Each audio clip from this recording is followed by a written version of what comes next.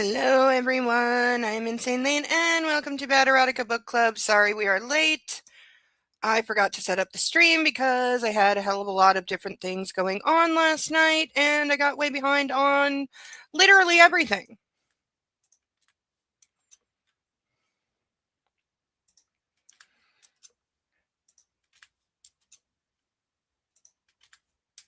So I'm sending invitations around, and hopefully nothing blows up in my face.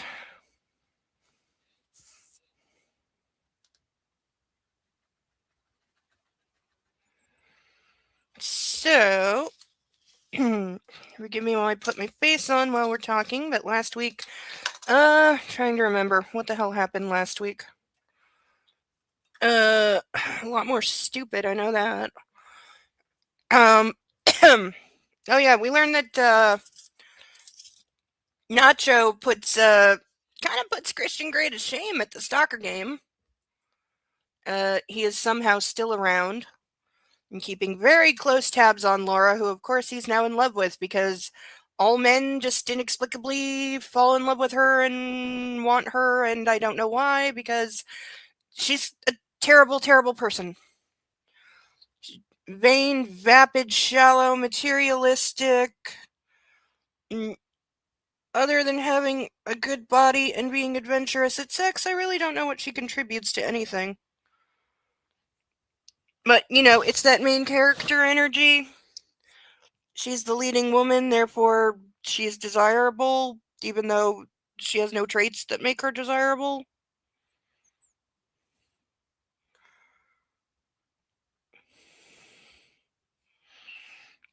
And we're supposed to be pretending their marriage is in trouble because we're pretending that they had a good marriage at some point. Not sure where that point was supposed to be. I must have missed it. Because the way he's treating her now, distant, cold, evil, possessive, violent, that doesn't seem any different from me from how he always treated her. Or maybe it's not different, but now she considers it a problem because she got kidnapped by somebody else who treated her the exact opposite. I mean, he's still also an assassin and commits SA and other similar crimes, just like her husband, but he's nicer about it. Again, not really sure why one is better than the other here. Because they're kind of just two different versions of the same person.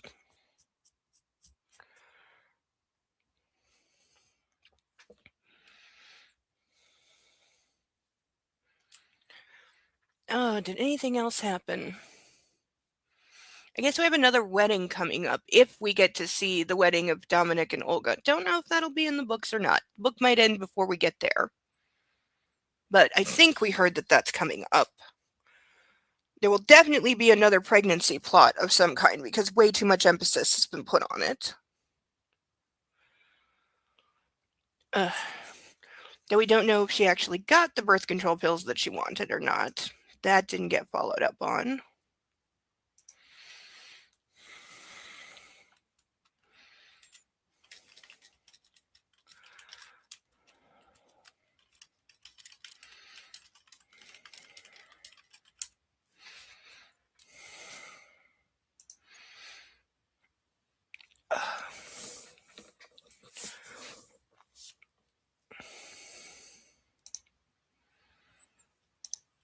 So, as usual, we have all of our warnings.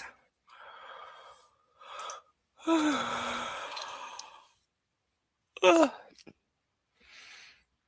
I completely forgot I was in the middle of pouring a cup of tea. Because I'm going to need some caffeine.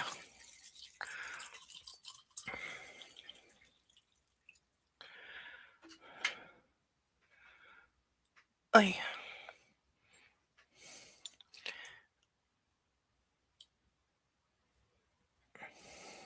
Hi, Sethel. Welcome here. And to your dragon, sir.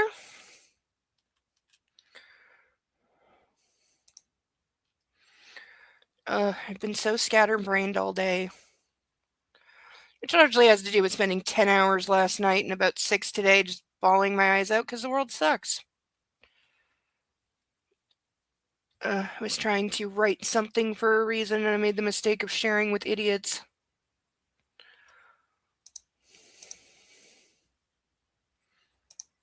But I think I have a workable version now. Hi, Deacon. Other than that, I just need about a week's vacation to emotionally recover. And probably about 3 liters of water to rehydrate, because when you cry that much, you get dehydrated. Though I still don't know what exactly causes the crying headache, because it's not just dehydration.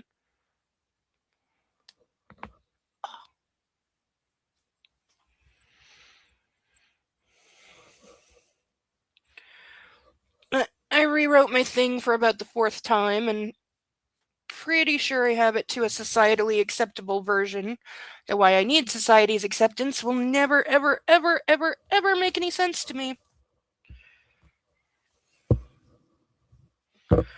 But I didn't grow up with the same rules as everybody else. And I don't understand the vast majority of society's rules because I think they're fucking retarded.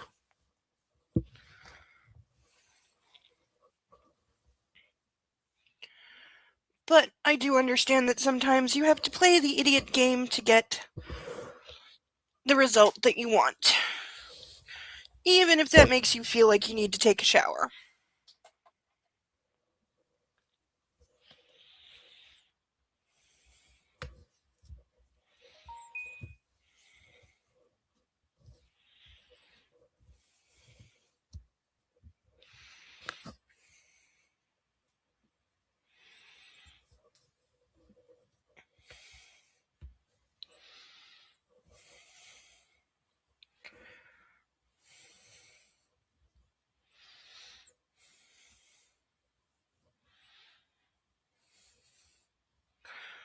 Hello, Persnickety and Sasha. Why is the puppy pouting?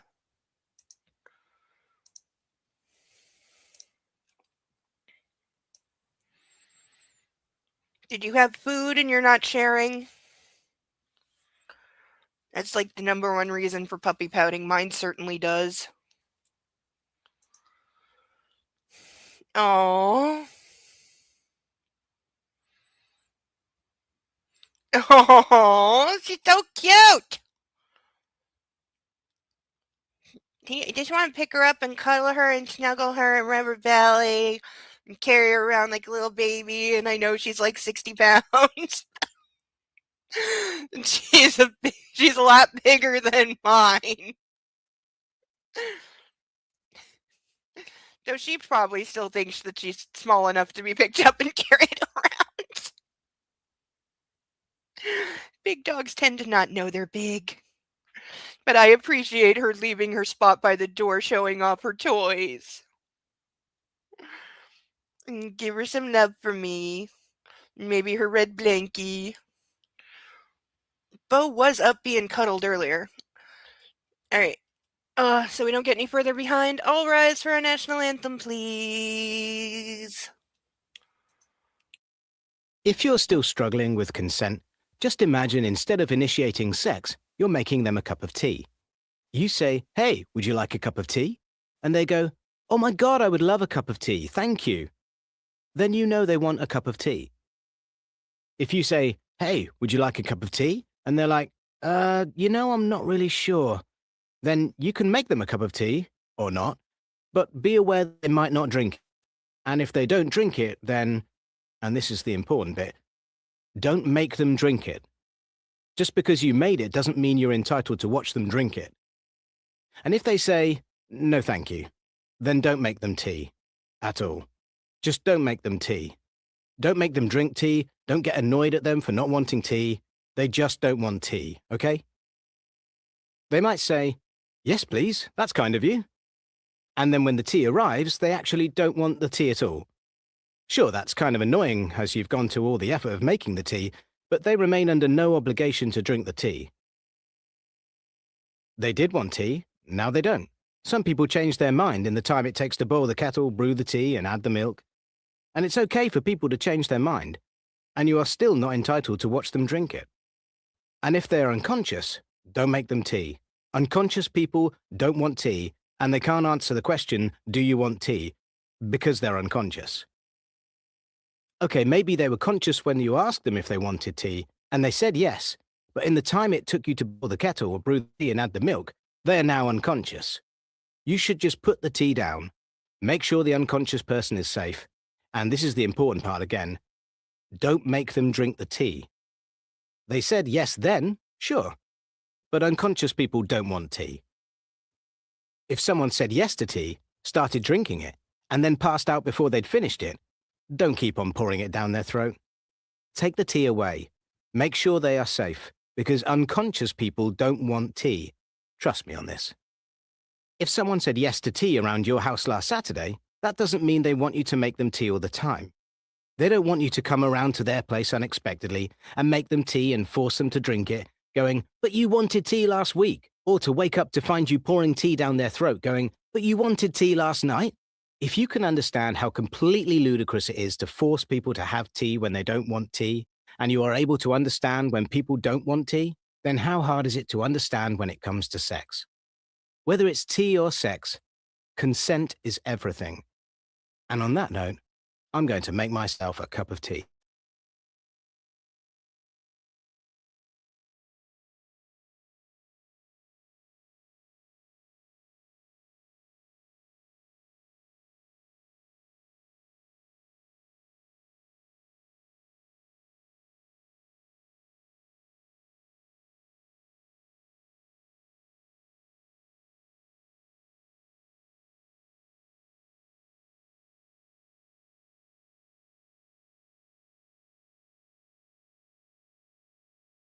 And I'm on mute. Hi, Cerebellum.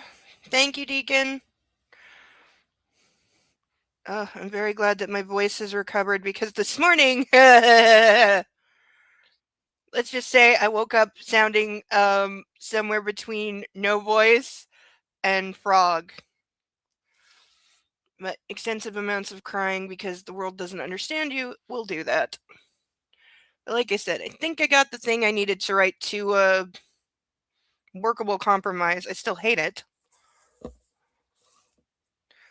And it still makes me feel utterly disgusting, but sometimes you gotta do crap you don't like because the world sucks.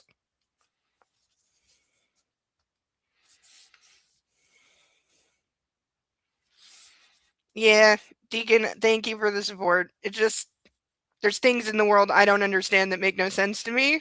So when I have to play by like normal society rules that I don't know, it makes me crazy.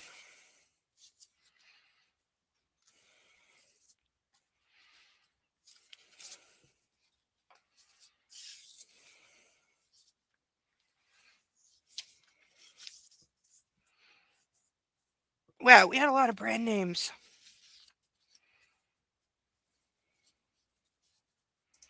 Oh no, I hate what I had to write a lot more than I hate this book. I hate that I had to write it. I hate that I had to change it because other people thought I wasn't being polite enough.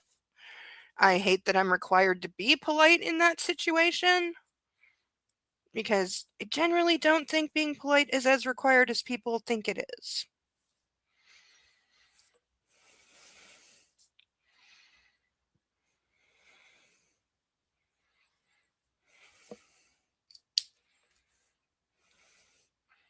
Oh, people is like society at large.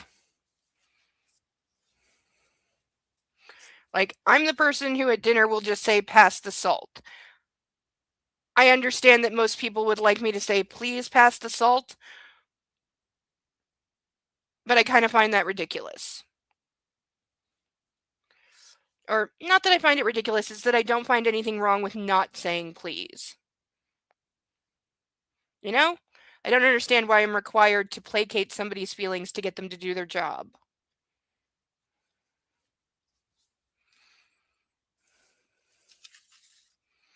But I understand that society expects me to be nicey nice and polite when I'm asking someone to do something for me, even if I am also paying them to do that. It's the fact that both those things are true that causes a software conflict in my brain.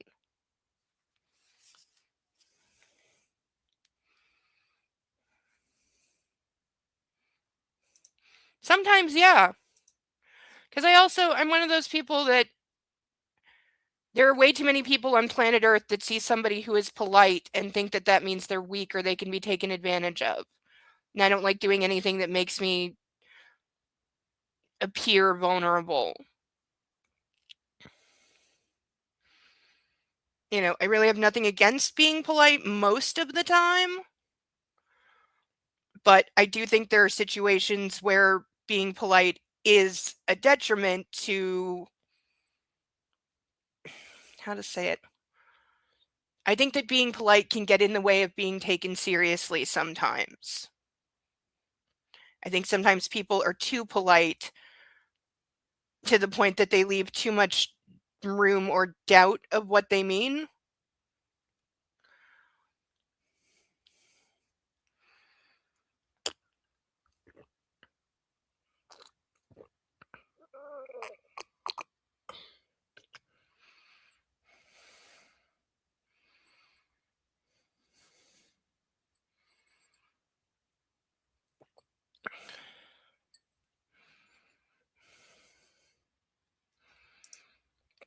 No, it doesn't. But like, if you're at work and your boss wants you to finish that report by 5 o'clock, I have nothing against a boss that sends, an email or whatever saying, I need this report finished by 5 o'clock. I don't think the word please is required there because it is a professional transaction. They're your boss. They're telling you what they need. Your job is to do it. I don't think you should have to be asked nicely. Does asking somebody nicely, so I'm told, make it easier to do what they want? Apparently, but I just don't think it is necessary all the time. And I don't think there should be a detriment for not doing it. But that's me, and I understand that I am very much in the minority there.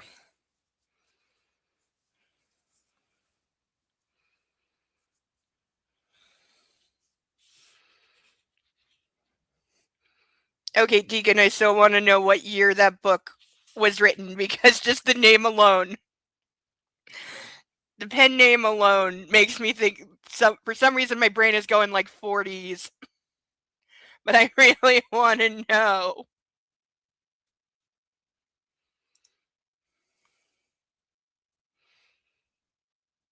Yeah. So, yeah, I think as long as I'm saying I need to somebody else and then stating what it is I need them to do, I don't think that's being rude. But I had several people tell me that not saying please is seen as being rude, to which I say the world needs to grow the hell up. But that's me. It came out last year, or not last year, but like 3 years ago. I need to look this up now. Because, yeah, believe me, in my family, my family's one of those that likes to pretend they never say curse words, even though where do you think I learned every curse word that I know?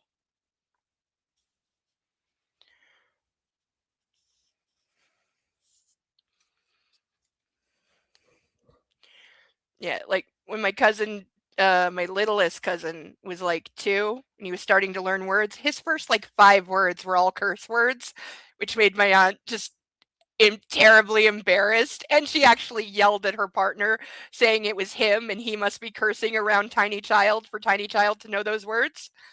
I didn't say this to her at the time, but in my head I was like, no, Tiny Child is sitting behind you while you drive and you curse like a sailor when you drive.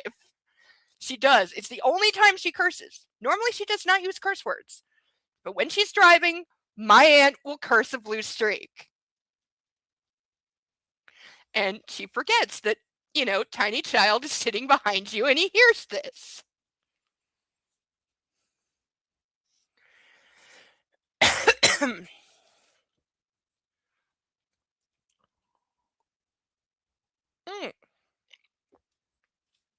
Almost forgot to introduce the ducks. My brain is elsewhere. Actually, I think my brain is still asleep, but let's introduce our ducks. We have Ralph, Charlotte, Steve, Paddington, Caspian, Inspector Clouseau, Dumbo, Sally, Bill, Xavier, Eloise, Pongo, Mitch, Sansu, Bob with 2 B's, Sasha, Bartholomew Alex Chuckles Melman, Naruto Jeremy DeWitt, Cinemark, Alan Tudyk, who needs to be straightened up, Jeeves, Playboy Jethro, Gilbert, Vixen Dennis, Rosie House, Susie. Did I get that backwards? No, I don't think I did.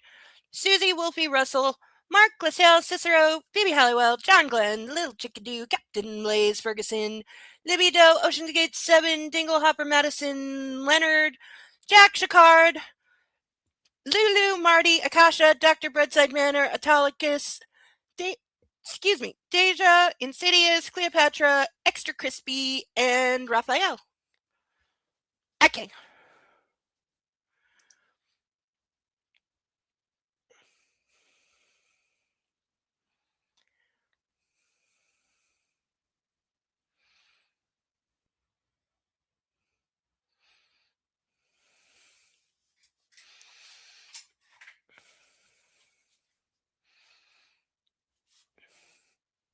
What was she saying? Don't say.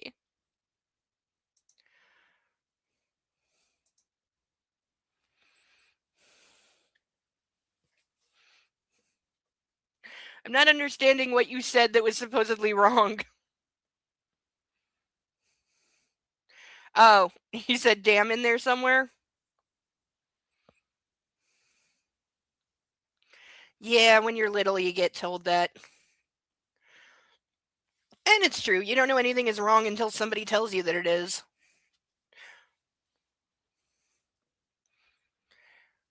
Okay. Damn it. I didn't even. Fuck. It's occurring to me now. I didn't. Because I set the stream up literally 5 minutes ago. I didn't even put the fucking PayPal link in the fucking chat because I forgot to do it last night, which means I forgot everything. I got a little busy last night.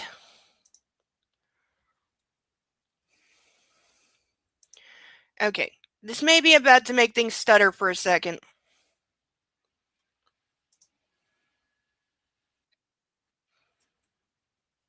And now I have to wait for YouTube to pull up the chat because it takes forever to do that.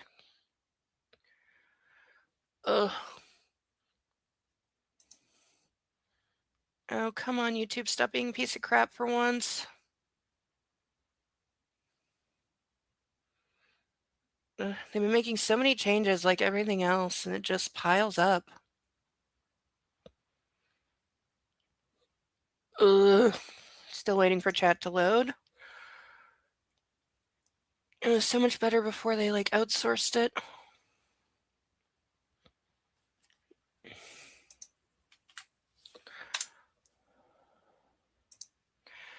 Okay. Now I have pinned the PayPal link if anyone would like to contribute or sponsor a new duck. We do have many ducks that are still in the bag. They've never been out. They would like to join their friends on the stage. Some of them are really cool. There's a bee duck in here that I really want to see. So we have our random ducks for $10 each, or if you would like to get snazzy, we have our painted ducks. We have a Christmas Story duck, a Rooster duck, Evil Knievel duck, and Yoshi duck. So these are also available. If you would like a painted duck, please specify which one in your message, or I will pick one at random. If you want to make me feel better, and yes, it really does, for $25, you can sponsor these handcuffs, which I will put on for roughly half the evening, though I'm feeling generous tonight, and I might extend that to the entire evening, because it really does help me calm the fuck down to be wearing these, and I could use that right now. Kind of permanently. But especially right now, these would be helpful. It's like hugging someone really, really tight. I've heard they do that to cows. I don't know if it's true, but I heard about cows. So that's $25. There's a key in the case. There's another key on a string because we practice safety here, so there's always a key within reach if I am wearing these. And for $50, you can make me chug the rainbow because we still have our Skittles drinks. We only have tried the green apple flavor. We still have strawberry, orange, and grape that have not been tried yet, and I would really like to know what the grape tastes like. Mostly to see if it actually tastes like grape or if it just tastes like sugar. But we have these. I have a cup. I have water. So for $50, you can make me chug one of these. And watch me make a face at how incredibly, incredibly sweet these are. I mean, they don't exactly taste bad. They just taste like a lot of sugar. and then something else. So these are here. And we have like 29 of them left, so they're going to be around for a while. And I don't think I've ever started reading this late, but I'll catch it up. Like I said, crazy last few hours. I was up till 5 a.m., basically being told that I'm a nutcase. So, long day.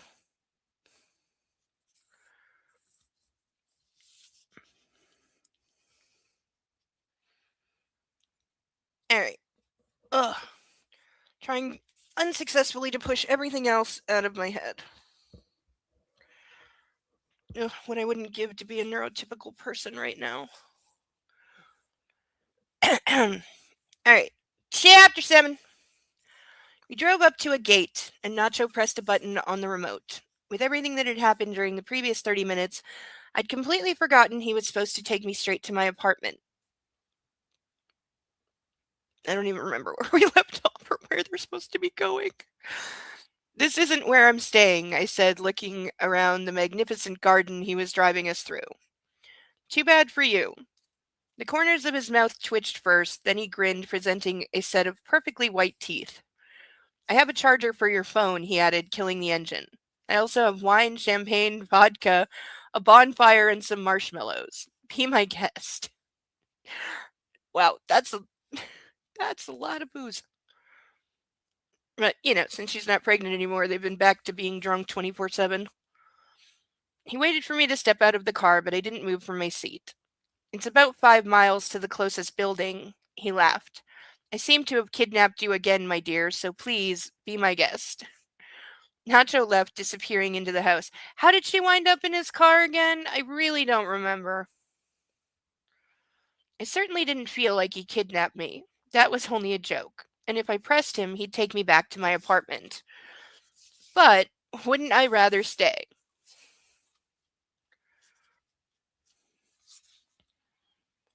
The thought of what might happen later in the night made a whole kaleidoscope of butterflies flutter in my stomach. I'm not sure kaleidoscope is the word you want there. I felt fear, but also relief and desire. A desire that had been burning in me for months. God give me strength, I breathed, stepping out of the Shelby and heading towards the entrance to the house. It was very dark. I know, Deacon, right? That's that's not. Yeah, a kaleidoscope of butterflies. I I don't like. Maybe that's a translation error. Like I would almost think it would have to be.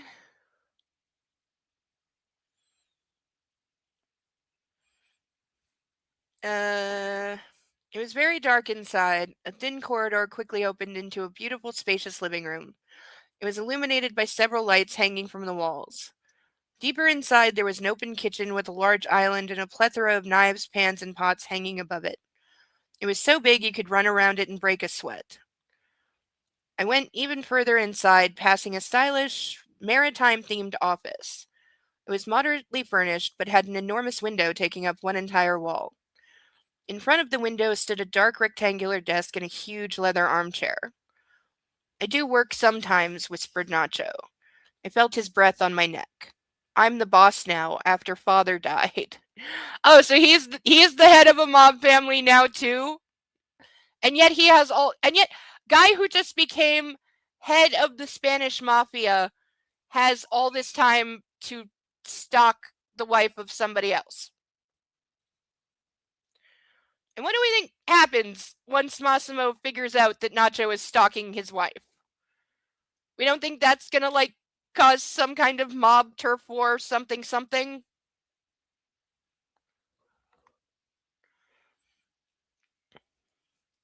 A glass of red wine appeared in front of me. I like my job. Or I liked it before, he continued, standing behind me. I drank in our closeness and the gentle tone of his voice. You get used to everything, especially if you don't treat it too seriously. If you view it as something like a sport. Killing and kidnapping people is a sport to you? I mean, I can get there. Uh, ever heard of The Most Dangerous Game? Who else had to read that in school? We had to read it, and then we got assignment to write a continuation to it because it's a really short story. So we had to write like a 5-page continuation. I don't really remember what I wrote.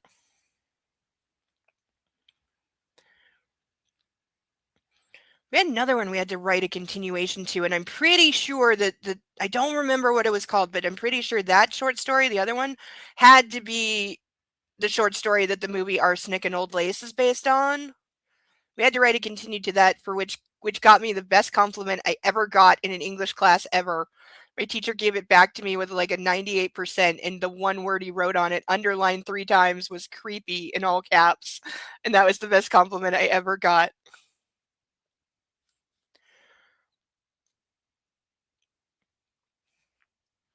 I asked, standing in the doorway and keeping my eyes trained on the large desk. I love it when people tremble at the sound of my name. Okay, that just sounded really narcissistic. His quiet voice and the words he was speaking made a shiver run down my spine. Now it's gonna annoy me that I can't remember what that story's called, or even who wrote it. I want to say Kipling, but I'm not sure.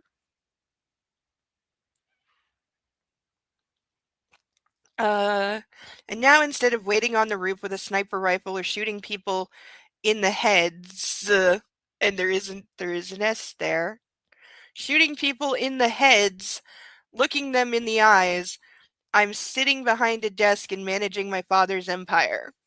Are you, though? Are you really? He sighed and wrapped his arms around my waist. But you were never scared of me. I don't think that's true. Taken aback, I watched as his tattooed arm snaked across my stomach.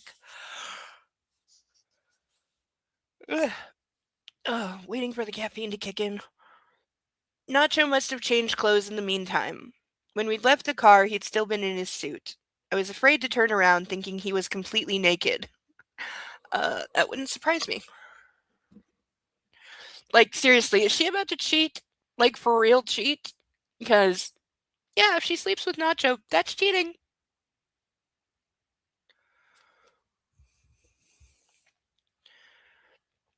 And I wouldn't be able to stop myself when I saw his toned body in all its glory. Oh, yeah, because nobody in these books has any self control. No, you do not scare me. I sipped my wine. I would also not be drinking anything he gave me. No, I know you tried making me scared a few times. I spun around and freed myself from his embrace. Hi, puppy. Hello, you, sleepy boy. Oh, of course, he just flops beside me and goes, rub my belly. Rub my belly, I'm sleepy, rub my belly. I washed my pillow last night, and so of course he had to hoover sniff it for like 10 minutes when we went to bed because he was like, what is this smell?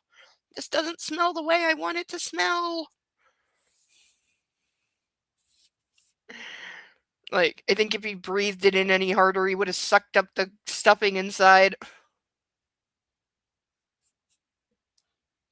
Wouldn't you, little puppy? Yes. He always insists on inspecting clean laundry.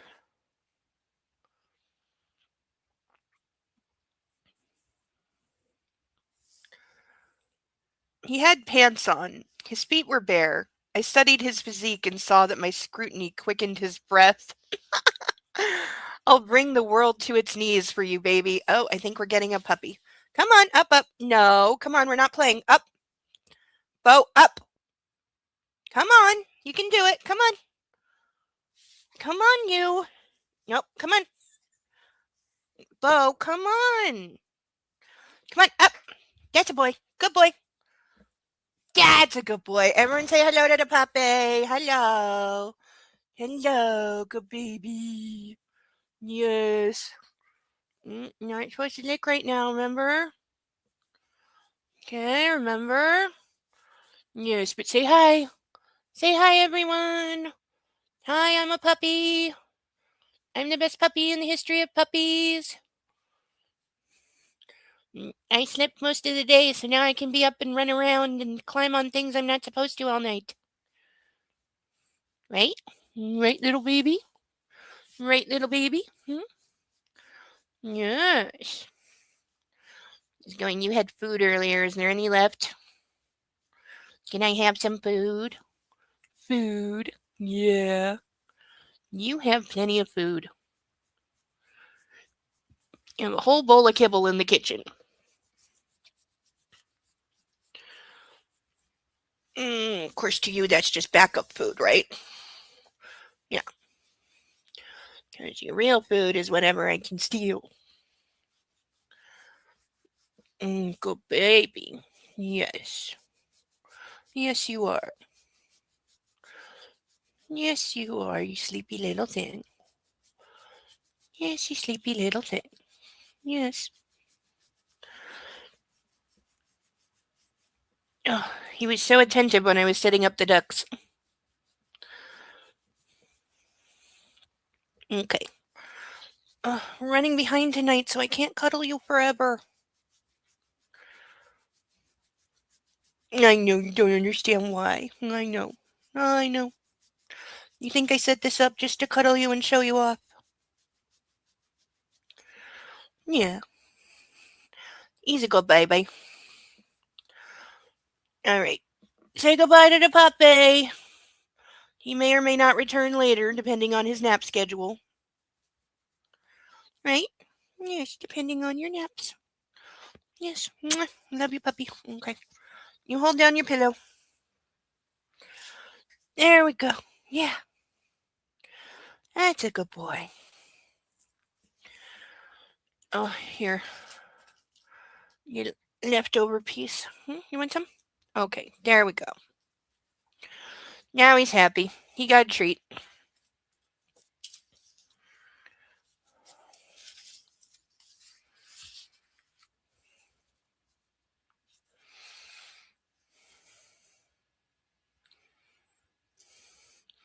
Uh, his hand stroked my bare shoulder, and his eyes followed the motion of his palm. I'll show you places you've never even dreamed about. Is anyone else hearing an Aladdin song? I leaned in closer and kissed the spot he leaned in closer and kissed the spot he had caressed. See, now she's kind of cheating if she doesn't put a stop to it. I want you to see the sunrise in Burma as we fly in a hot air balloon. Hey, let me know in the chat. Have you ever been in a hot air balloon? What was it like? His lips brushed against the skin of my neck. I want you to drink cocktails in Tokyo, watching the colorful lights of the city at night. I closed my eyes as Nacho's lips touched my ear. I want to make love. I want you to make love to me on a surfboard off the shore of Australia. I will show you my world. Yeah, I'm definitely going. Yes, Deacon, that is the song. Yes. Yes. I think he's quoting that. I think that he is. Because it kind of sounds like it. I mean, if you're gonna steal from the greats. But I think Disney may have some copyright issues. Oh.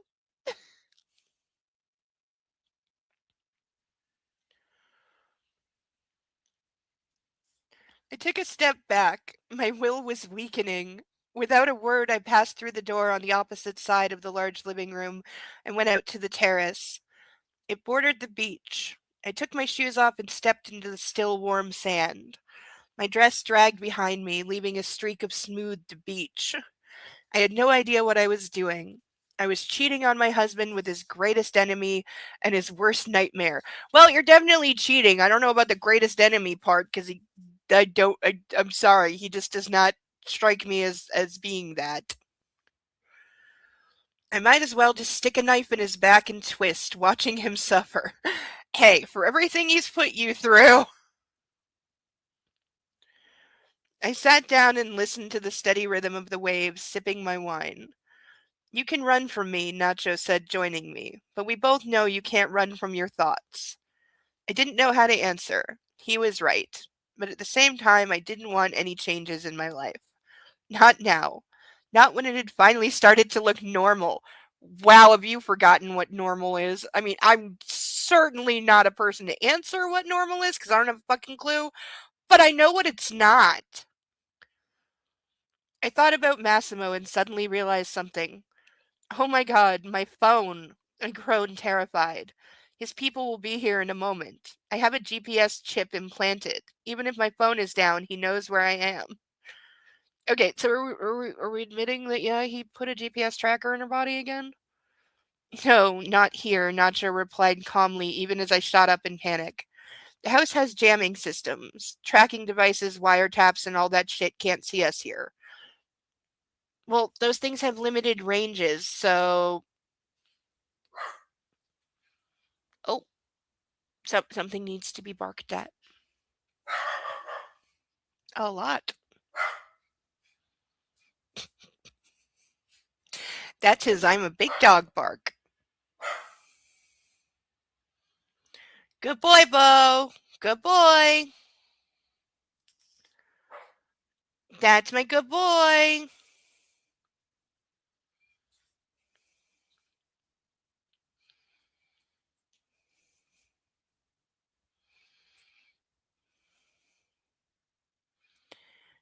Turning his head, sending me a tender look. You disappeared, B, and you can remain invisible for as long as you want. Why is he suddenly calling her B? B-E-E, like Bumblebee. Where did this come from? I don't understand. You want to be petted, little puppy? Yes, you did good. You did good barking. Good barking. Good boy. That's a good boy. Yes, you are. Good boy. Good boy. Yeah. Good boy. You good boy. Yes, it does. I very much. How do you make love on a surfboard? I'm sorry. That does just sound like you're just asking to get dumped in the ocean. Like, I don't think it's possible. You want to come up? Yeah, come on. Okay.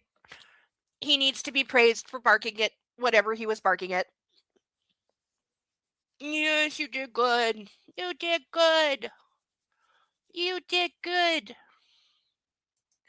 I have a friend of mine who praises her dog for barking when the smoke alarm goes off because she wants her to bark if it ever goes off in the middle of the night. To which she does. She's also a tiny dog who's very proud of herself when she barks.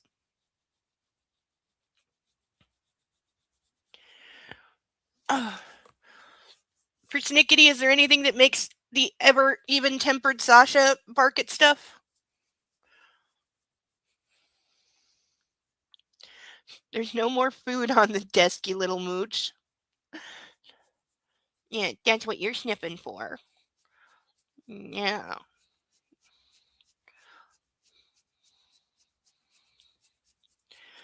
Okay, I gotta keep reading. We're way behind.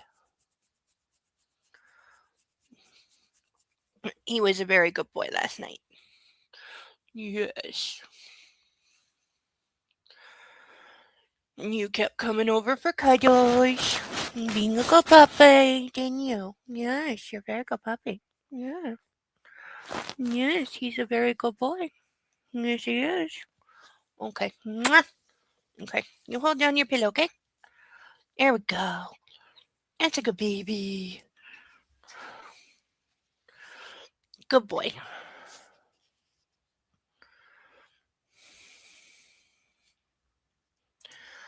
True, sharks don't usually attack humans. I mean, they're I mean, some sharks do because, like, tiger sharks and sand sharks tend to kind of attack anything that moves, especially if they're younger.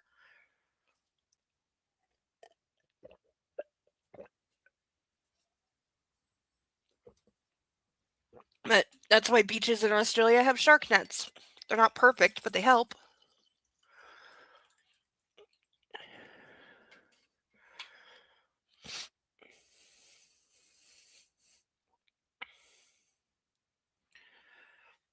And he did say off the coast in Australia, so there's other things to be concerned about.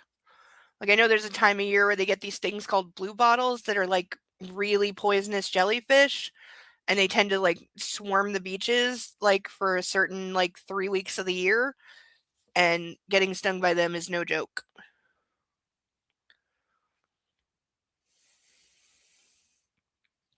I plopped down on the sand again, but inside my head, thoughts and emotions were spinning like a whirlwind.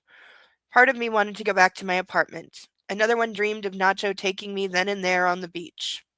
Don't have sex on the beach. Sand will get places you do not want sand.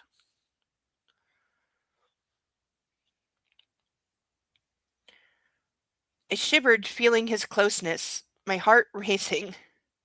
They're the same as man of war. Yes, that's what they're also. I've heard them called Portuguese man of war. Yeah, I've heard them called that too. I don't know if maybe they originated in Portugal or what, but yeah, they're they look like nasty little things. They've got like stingy tendrils that are like 10 feet long, and they're hard to see in the water.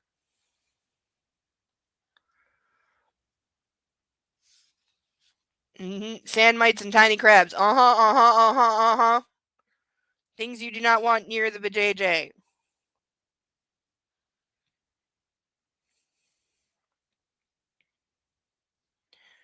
Uh, I shivered, feeling his closeness. My heart was racing and my hands trembled as though trembled at the thought of his warmth. I need to go, I whispered, squeezing my eyes shut. Are you sure? He asked, rolling on his back and stretching. Jesus, you're doing this on purpose. Why is she suddenly saying Jesus? Yes, use a damn bed. Nobody in this book ever fucks in a bed ever. Like, I think it hasn't been since the first book that anyone had sex in a bed. Bull sharks, yeah, they're aggressive. They're big too. I think great whites are the biggest. I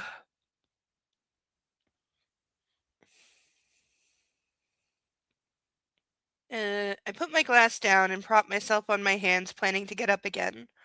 Nacho's arms shot out and pulled my arms from under me as he rolled me onto him.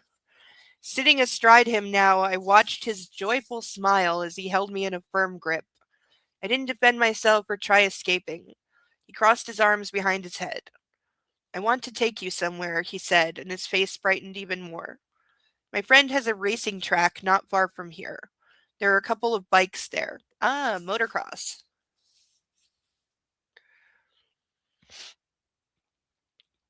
My eyes widened. I heard you like to ride and are quite good at it. When have we ever known that she knows how to ride a motorcycle? I feel like that is not a thing. Yeah, also that.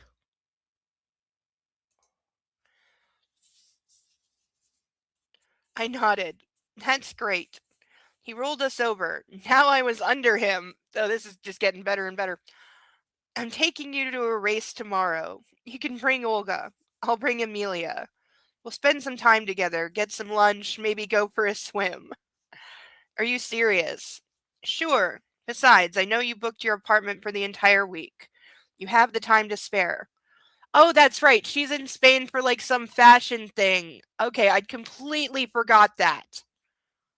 That's right. She's pretending to be a fashion mogul, designer, seller, whatever. I'm not exactly sure. It was unclear what job it is in the fashion world she's trying to do. But something fashion, she's in Spain right now and that's why he's here. Okay, now it's coming back. It really did take that long. I did not remember a goddamn thing. Now it's coming back. I don't think I've ever forgotten this much of a book I'm continuously reading in my life. I have books in my head I intentionally tried to forget, and I still remember too much of them. Just like, who's heard that Andy Serkis, yes, the guy who played Gollum, is the power behind an upcoming Animal Farm movie? Probably not the first one. Like, when I think about it, somebody has probably made a movie of Animal Farm before. But it was sad to see Andy Serkis, because apparently he loves that book, and he's like been pushing for this for years, so he used his Hollywood clout to get it done. We will never, ever, ever, ever, ever, ever, ever be screening it at movie night because I fucking hate that book.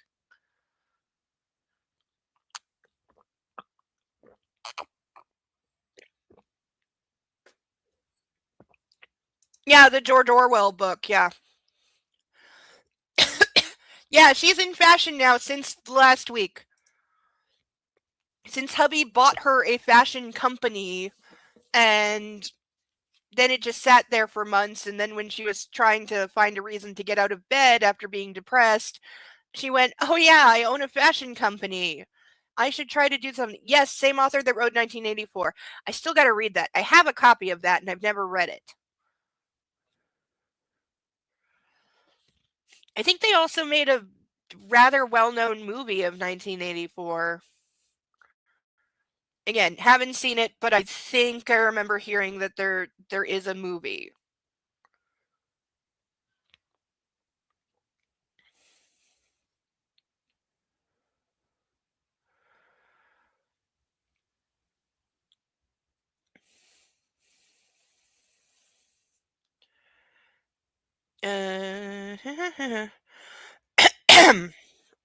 I couldn't believe what he was saying. The notion of spending time together was enticing, but I knew I wouldn't be able to lose my security detail again. Those poor guys were probably having heart attacks. Excuse me. Massimo must have learned by now that he wouldn't be able to locate me. "I need some time, Nacho, to think," I said. He grinned even wider. "I'll tell you what conclusion you'll arrive at." Okay, you're a douchebag if you start a sentence like that. "Just wrap your legs around me, will you?" "How about no?" Puzzled, I did as he asked. Why would you, why? Why?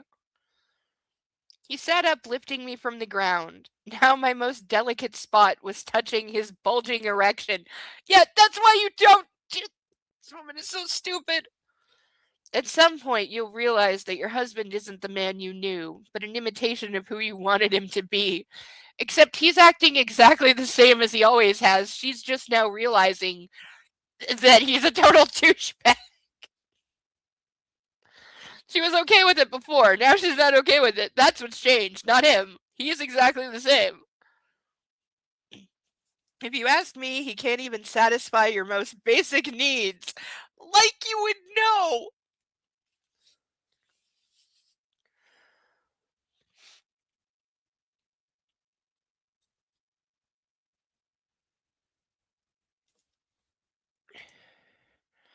Yeah, I think originally wasn't like I don't remember what 1984 is originally based on. I think it had something to do with the Cold War, which was in the 80s. I think I don't really know much about it. History is not my thing.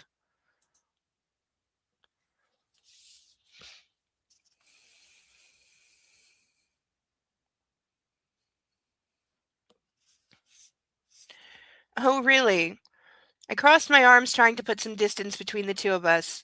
In response, Nacho lifted his hips slightly. I moaned quietly as his hard cock rubbed against my clit. This is definitely cheating. "Oh, really?" he said, grinning.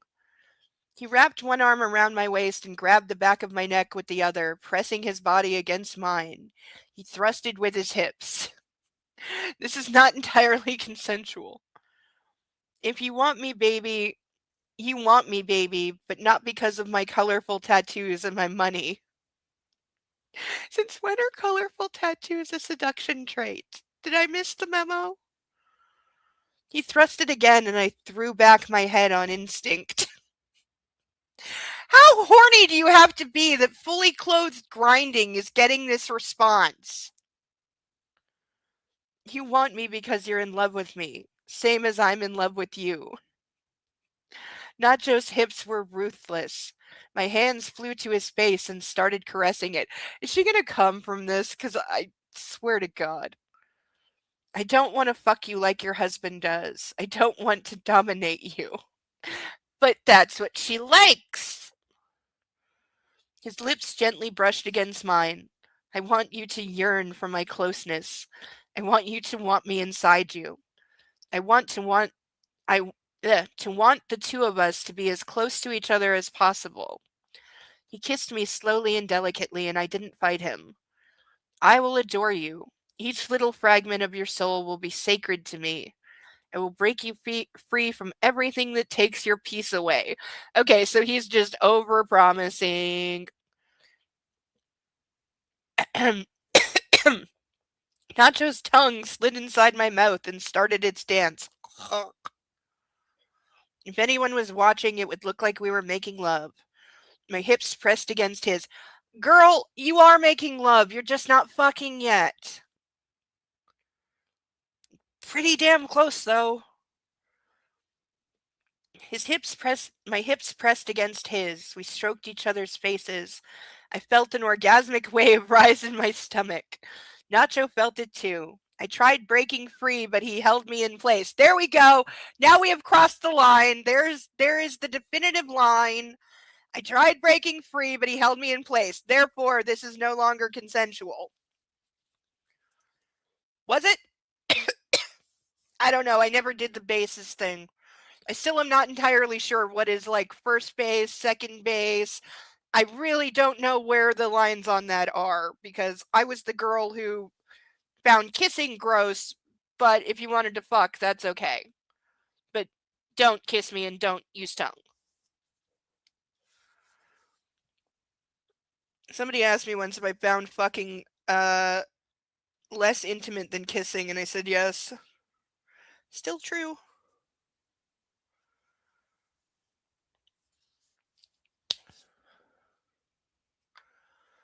I mean, I have nothing against kissing. I just don't like kissing with tongue. It's gross and slimy, and I don't want your germs in my mouth. Yeah, seriously, beach. Yeah, there's occasionally some nasty things at the beach. You know, beaches are not particularly clean places.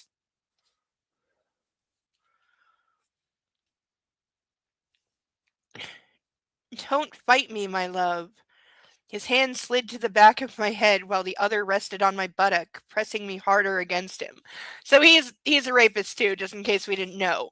Like, the only way that he is different from Massimo is that he uses, like, being charming and on the surface being nice to get to the exact same place. Massimo will just grab her by the neck and be evil and violent. But Nacho is doing the same thing. He's doing the same thing. He's just using different words. But they are the same. I want to bring you ecstasy. I want to give you everything you ever dreamed about. I climaxed. How do you come from that? How? How? I do not understand. With a loud moan, I came, rubbing against the zipper of his pants. Ow! His soft tongue led me in a slow, gentle kiss. His open eyes glittered with what I saw was pure happiness and joy. Was it the fact that I hadn't had sex with my husband for weeks? Or that I was with Nacho and one of my fantasies was being realized? I didn't care right then. It wasn't important what had made me come so hard. Wrong spelling. Where's my pen?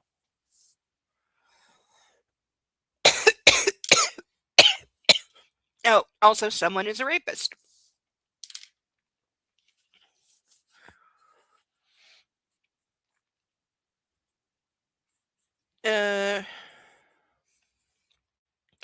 What are we doing? I asked, sobering up. His hips stopped.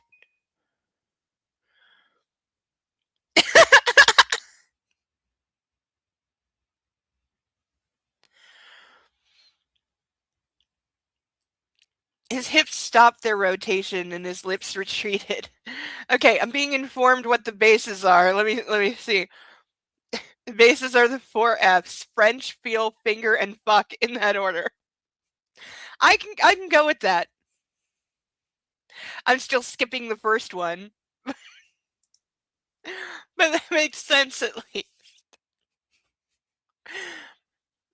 You know, I feel like that got passed around in high school and I just didn't get the memo. Hey, who went to a school where, like, once, twice a year, everyone would secretly be passing around and this is very late 90s, early 2000s, but who went to a school where once, twice a year, one of the popular kids would make up the who's gay list? And they actually meant gay as in, like, closeted because it wasn't okay to be out at the time and everybody knew it. But yeah, it was mostly a middle school thing. I think it happened in one or two high schools I went to, but it was mostly a middle school thing. But yeah, we'd all hear about it when it was going around. I never actually saw any of the lists, but I certainly knew when they were going around. You know, and you hear, oh, so and so is on it, and it's always like, how are you supposed to believe that? Because yeah, but I don't think anyone took it seriously. Every now and then, one of the teachers would find out. Yeah, they made a list. It happened in the middle schools that I went to. Yeah, least 4 times that I heard about over grade 6, 7, 8. There was, yeah, once, twice a year there would be you had actual sex tapes. We had a sex room, a couple of them. Never had actual sex tapes. I did go to 2 schools that had sex room scandals that the schools covered up very much so. One was in a really big high school. It had 4,000 students at the time, and it genuinely was a really big building. It was huge. Takes up an entire city block and has 4 floors in the main building, 6 in the towers. And yes, it had towers, but it had a lot of unused classrooms, and somebody had gotten the key to one and turned it into a sex room that if you knew the right people in the school, there was a sign up sheet, and you would pay, like, it was like $20 to rent the room for a couple hours. And there were options. You could ask for things. You could ask for condoms, lube, clean sheets. There was like a couch in there to do it on. Clean sheets, candles, snacks, soda. There was like a whole menu of services like a hotel.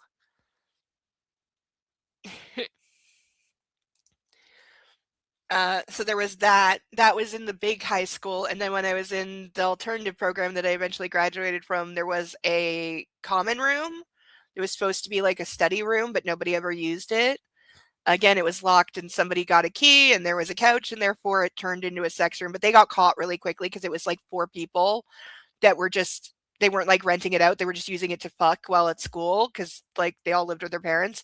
So they didn't have anywhere else. And so they got busted pretty quick.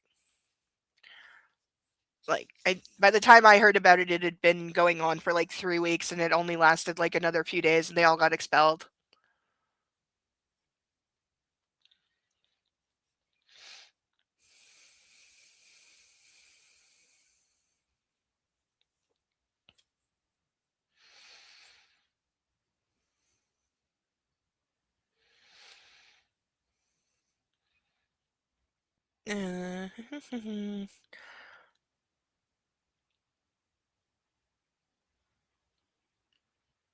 Uh, what are we doing? I asked, sobering up. His hips stopped their motion, and his lips retreated. Ruining your dress. His humor was contagious. I snorted in laughter. This woman has like the emotional, like, yeah, yeah, yeah, yeah, yeah, yeah. We've got a big problem now. My pants are ruined too. I rolled off him and noticed a dark stain on his trousers. Ew. He had orgasmed too. It was impossible. Mystical. He'd come with me even though we hadn't had sex. You had a version of sex, wrong spelling again. But you were not just sitting there and it happened. You were doing stuff. Yeah, that happened. Hmm. Yeah, in my high school, the stairwell was mostly for blowjobs. Because there was like the 2 main stairwells, but then the stairwells to the towers, because the towers weren't used, so the stairwells were never used. So they were like extreme privacy above like the 3rd floor. Yeah, mystical. Yeah, I know. Yeah, I know. A guy who has a sexy woman sitting on top of him, rubbing his crotch with her vagina, and he came. That's not mystical. That's basic biology.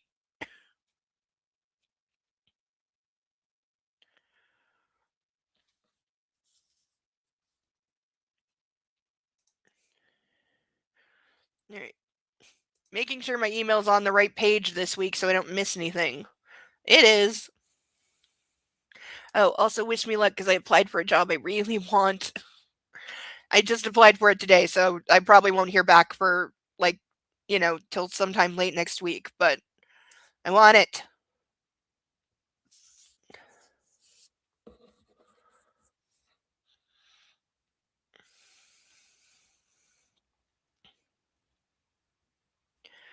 I also found another thing I want to apply for over the weekend. But they have one of those aptitude test things, and I need to be in, like, good mental space to do it. Thank you, Deacon.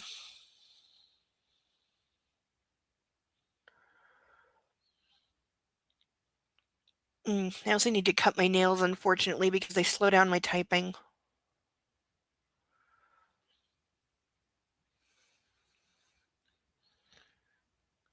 Last time I couldn't stop myself from coming was around primary school. Nacho laughed and laid back on the sand. Isn't primary school isn't that like European for elementary school?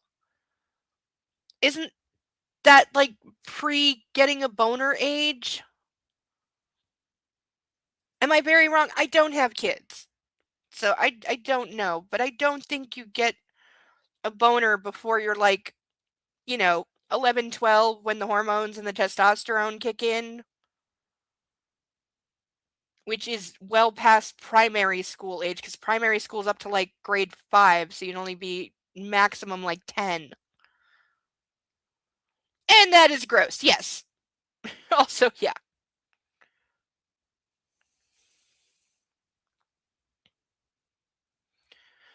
I'm going back to my apartment, I said, smiling, and got up. I'll drive you. He jumped to his feet and started brushing the sand off himself. Not going to happen, Marcello. I'll get a cab. Okay, please call him Marcello more, because calling him Nacho just makes me laugh. Don't call me that. Okay, apparently no. He said in a serious voice. I was sure he was trying to keep himself from smiling, though. Besides, you have a great stain on the front of your dress. Ew! Ew, ew, ew, ew, ew, ew, ew! Burn the dress. I glanced down and realized he was right. There was no telling if the stain was his seed. Ah! I get to play with fire. Or if I was that wet. Girl, if you're that wet, consult help. I sighed, resigned, and headed to the door. I get to play with fire. It's right on top of the line I highlighted. I'm going to have to be very careful.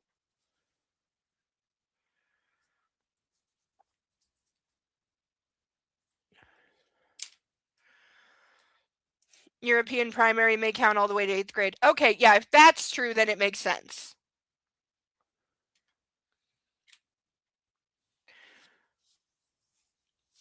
I'm going to ask.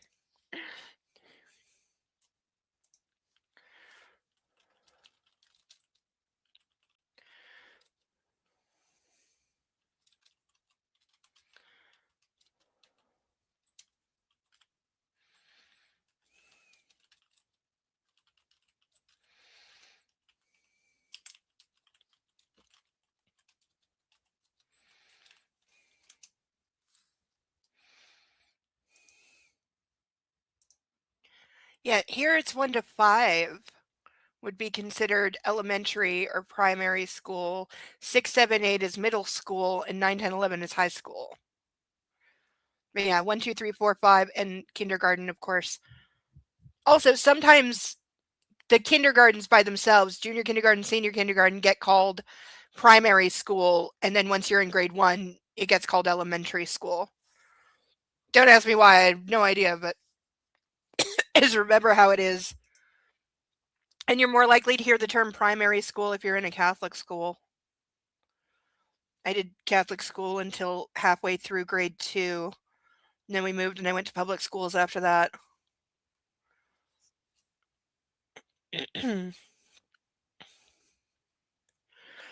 I will say one of the most badass teachers I ever had was in the Catholic school. I don't remember her name. I wish I did, but I will never ever forget what she did, because my dad showed up to make a scene at school one day, as he so often did, because he was in a custody fight with my mom.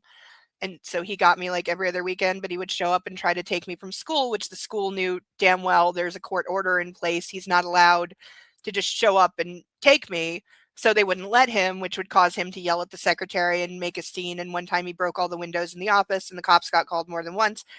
But he was there one time shouting, and the teacher like did the lean out the hall, don't scare the kids, close and lock the door because she was afraid he would come to the classroom.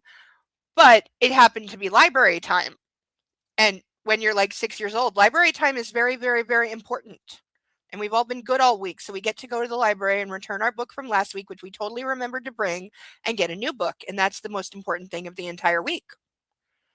So it was time to line up and go to the library. And we did. The, and the teacher came to me in the line and picked me up in her arms. And she walked at the head of the line with everyone behind and walked right past my screaming father without so much glancing at him. And I remember thinking, okay, I like this lady, because that is completely badass. She did not even look at him, just walked right past him with the class, holding on to me so he couldn't grab me. And I was like, okay, total, yep, I love this teacher. And I've always remembered that moment because, like, okay, that is how you do.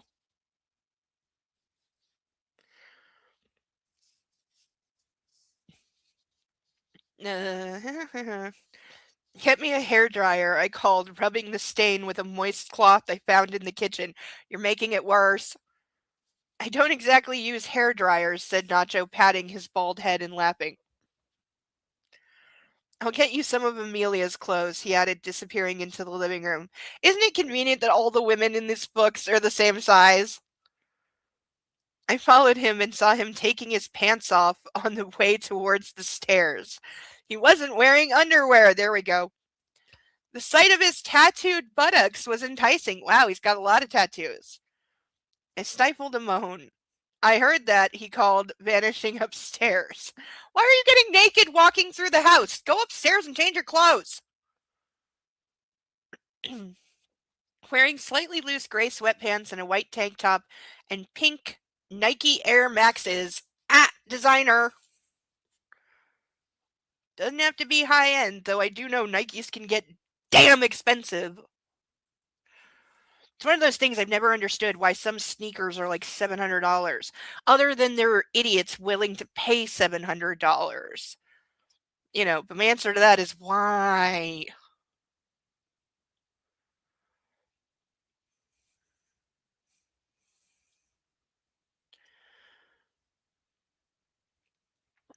I was waiting by the house for Nacho. None of my arguments had convinced him, even though I tried reasoning that he couldn't drive me to the hotel because the place was probably under surveillance. He finally agreed to drop me off a couple hundred yards away from the place. I'd go the rest of the way on foot. Are you ready? He asked, slapping my ass as he passed me. Ugh. His forwardness was endearing, boyish and manly at the same time. That's not how that works. I kept still, leaning against the door, but my eyes followed Nacho. My kidnapper wore a black tracksuit and looked very attractive. As he went to the car and bent slightly to open the door, I noticed he was wearing a gun harness. Yeah. Are we in danger? I asked with concern, pointing to the leather straps. Nope. He sent me a puzzled look, only noticing what I was looking at after a moment. Oh, this. I always carry a gun. Just a little quirk of mine. You're surprised. He's a mob hitman. You're surprised that he's always armed? And now I want to watch The Jackal. Who knows that movie? Richard Gere, Bruce Willis. Kind of quirky little film.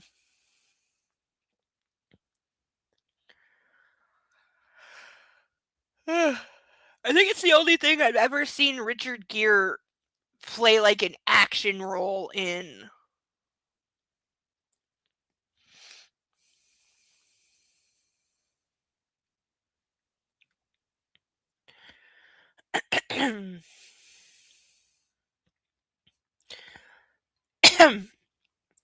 He leaned his back against the car and looked at me. At my chest, to be precise. Sometimes I surprise even myself with my own ingenuity, he said with a smile. Your perky nipples will definitely make the drive a pleasant experience for me. Ah! God, if somebody said that to me in a car that I was in, I would jump out immediately, 'cause ew! He wiggled his brows and grinned. I glanced down and saw that my nipples really were perfectly visible through the thin fabric of the tank top Nacho had given me. Gee, almost like he did that on purpose. But yes, we shall now play with fire. Okay, I'm gonna try really hard not to burn the part of the other side I don't want to burn, or my hand. So, for the first time tonight, and hopefully not the last, because I really want to watch the world burn tonight, it will make me feel better. 1, 2, 3. Alright, target strike acquired. Oh, that smells really good. Oh, why can't it smell this good all the time? Smells like hot. I think I didn't do too much damage on the other side. Okay, we're good. And also somehow didn't cause an inferno for once. Man, camera really makes this scratch on my chest look so much worse than it is. Hello, camera with the blur. There we go. Because this really is not even a scratch. It's just like a red mark from the puppy. Because, he has big floppy feet.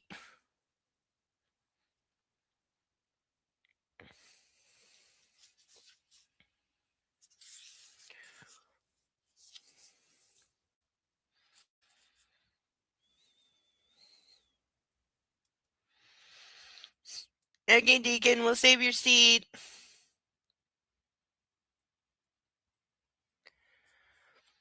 Hopefully it's not crazy weather. We've had 3 nights straight here of between 3 and 6 a.m. Thunderstorms with hail. My favorite. Look. Not conducive to falling asleep. But it happens in the summer. Though temperatures dropping to -8 usually does not. It's been so cold the last few days, which is crazy. The end of April, it's absolutely insane that it's been deeply into the minuses.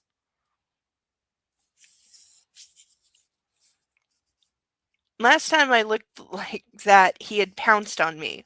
The difference was that last time I'd been soaked through. Now the wetness was contained to my crotch. Hand over the sweatshirt, I ordered, stifling a laugh and holding my arm across my breast. We drove slowly, stealing glances at each other. We didn't talk. I was thinking about the future, about what I should do, and whether I would be able to focus on anything from that point on. I considered his proposal, wondering if we should meet the next day. I would love to spend another day with Nacho, but at the same time, I was sure Massimo would learn about that in no time. And then he would kill the both of us. There's like a 50-50 chance that's how the book ends. If I told Olga about my plan to get together with Nacho, she would have died of a heart attack. Thoughts whirled in my head, and I couldn't decide. And I could already feel a headache coming. I turned left and looked at Nacho. He was driving topless. 2 gigantic guns were strapped to his tattooed chest. He propped his head on his left hand, which in turn was propped against the car door. His right hand clutched the steering wheel. Ah, great, so driving a sports car with one hand, because that never goes badly. Once in a while, he hummed along with the songs playing from the radio. Want me to kidnap you for real? He asked all of a sudden, as we entered the part of town I knew. The car stopped. I was actually considering it, I replied, pulling the sweatshirt off. That would make my decision a lot easier. Well, yes and no, because if he kidnaps you, you don't have to make the decision. So, it doesn't make it easier so much as it removes your choice. But that is what she's used to. But on the other hand, I continued, I would never get my past sorted out, and I'd never have shut the doors that are still open. I sighed, hiding my face in my hands. I need to think about it. get everything in order. I waited for you for months, and before that, my entire life. If you want me to, I'll wait years more. This is so stupid when you remember that the only reason he knows this woman exists on planet Earth is because he was paid to kidnap her and deliver her to her execution. And they were together for like a week and a half at his beach hideaway, where he apparently fell in love with her on sight.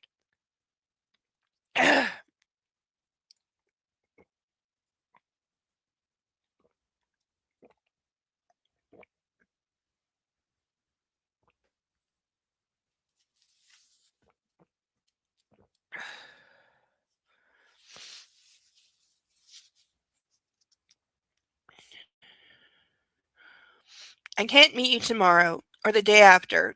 I need you to disappear for now. All right, babe. He sighed and planted a kiss on my brow. I'll be close. Yeah, he's not going anywhere. I got out of the car and started walking towards the apartment. My new heart suddenly flared with pain. It raced, pulsating. My eyes teared up. I wanted to twist around, but I knew that if I so much as glanced at Nacho, I'd go right back to him and tell him yes. He should, in fact, kidnap me. I have a feeling he's going to anyway.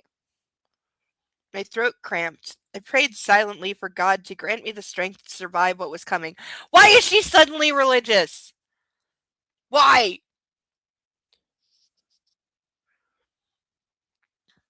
I entered the hotel and went straight to the elevator. My dress and my clutch were still in the car. Girl, you forgot your stuff. Cursing quickly, I went back to the reception desk and asked the porter for another key to my apartment. On the way up, I could still smell the scent of the canary and surfer on the air. We're not going to laugh at her calling him that. It was everywhere. On my hair, my lips, my neck. It was torture. I missed him so much, I thought my heart would burst, even though we had parted ways no more than 15 minutes before. What was happening to me? I thought, entering the apartment. I okay, we have a typo because it says I went missing the T. It just says WEN missing the T. I went to the chest of drawers, pulled my phone out of my pocket, and connected it to the charger. Ugh. Ugh. Where were you? A familiar growl from behind me. See, I almost said Massimo's gonna be in her apartment, and here he is. So, yep, that's the thing. And let me guess, he's gonna smell the other guy on her. They're gonna fight, and then they're gonna fuck. This is my prediction. The night lamp went on, so he's been sitting there in the dark for who knows how long. Answer me right now, Massimo bellowed, rising from the armchair. Shit. My husband took a step closer. His expression could only mean trouble. Stop shouting, you'll wake Olga. Olga, who's probably in. What? What happened? In the White House or at the White House? You gonna make me pull my phone out and see what the fuck is going on in the world?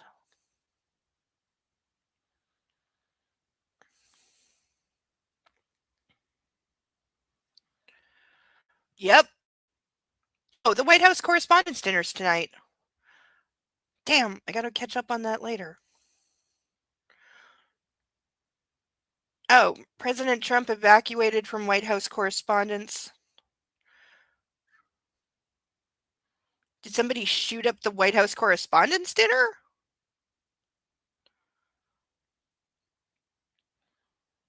First Lady removed as well? Like, what? Well, I get, like, security, but what the hell? Yeah, they're just saying security incident. Oh, and there's pictures of agents with their guns drawn. Okay. Well, by the time we're finished, the world should have figured out what is going on.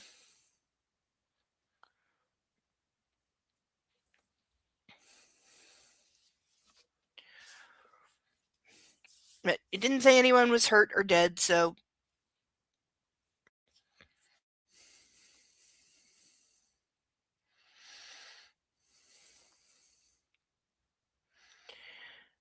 You'll wake Olga. She's so hammered, not even a bomb would wake her. See, I called it. Said they out. There's a video.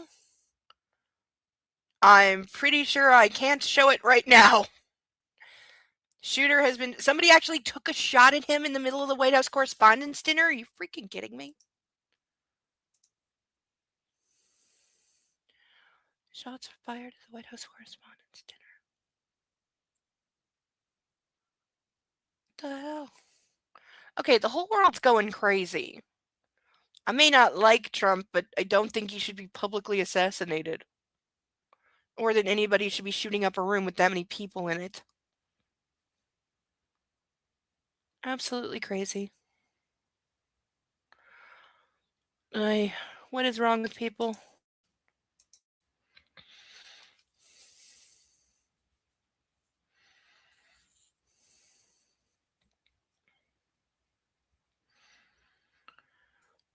And she's with Dominic.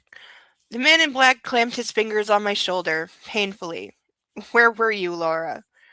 His eyes flared with fury. His pupils dilated and his jaw worked rhythmically. He was angry. Angrier than I'd ever seen him, in fact. Press X to doubt? I needed to think, I said, meeting his eyes. And since when do you care where I am or what I'm doing? I shrugged off his hands. Do I ask where you are or who you spend your time with when you leave for days on end? The last time I saw you was 2 weeks ago, when you stuck your dick in me and left me hanging. I was shouting now. A wave of anger surged inside me, spilling over. I've had enough of this. Of you. Of how you started behaving half a year ago. It's been 6 months. I lost a baby. I was the one who needed surgery. My hand flew out faster than I could think. I slapped him in the face. And you left me, you fucking bastard. Okay, that implies that he was around before all that. He wasn't.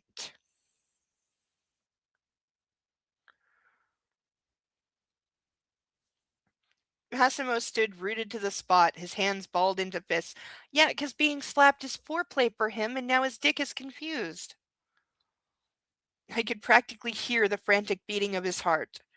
If you think you can leave me, you're gravely mistaken. Yeah, see, that's what it is. He's never going to let her go. He literally will kill her first. I grabbed the collar of my tank top. He grabbed the collar of my tank top with both hands. I'm wearing a tank top. It doesn't have a collar. Tank tops don't have collars.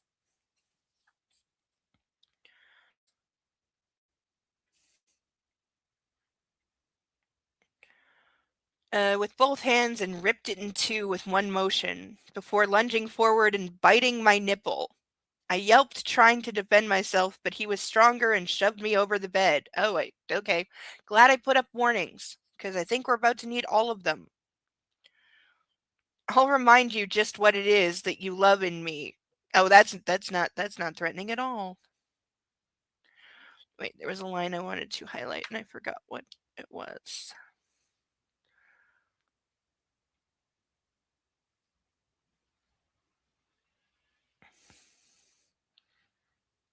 Damn it, I gotta be quicker with the highlighting, because I forget things.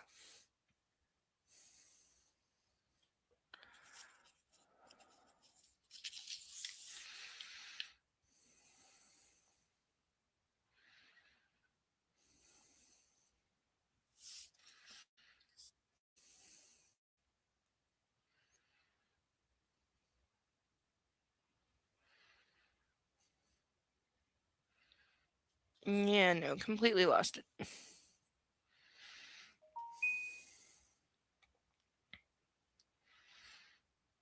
Yeah, there it is.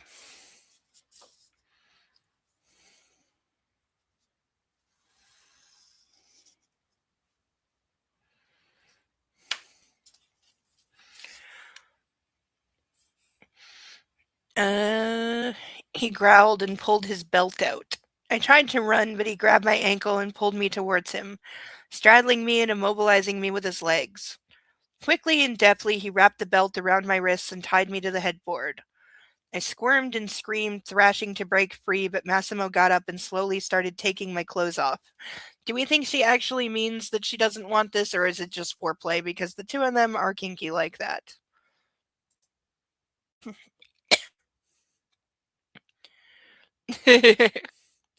Okay, apparently some tank tops do have a collar.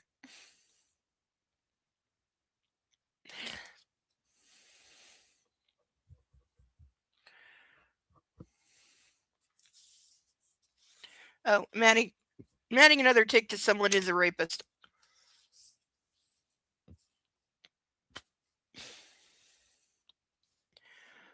Uh, Tears were rolling down my cheeks and my wrists hurt. I was tied too tightly. He looked at me with satisfaction, and I could see the fury blazing in his eyes. Please, Massimo, I whispered. Where were you? He repeated his question, unbuttoning his shirt. I went for a walk. I needed to think. You're lying. Well, duh, you already said you smell like the other guy.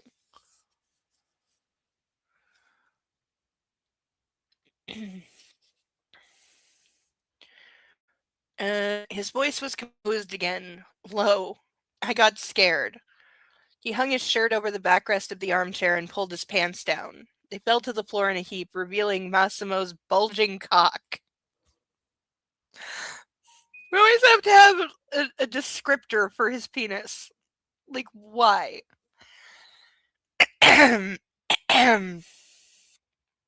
He was ready. His muscular body was glistening with sweat. He was larger than I remembered and more toned. How, girl, you do not forget. There's things you don't forget. His erection was massive.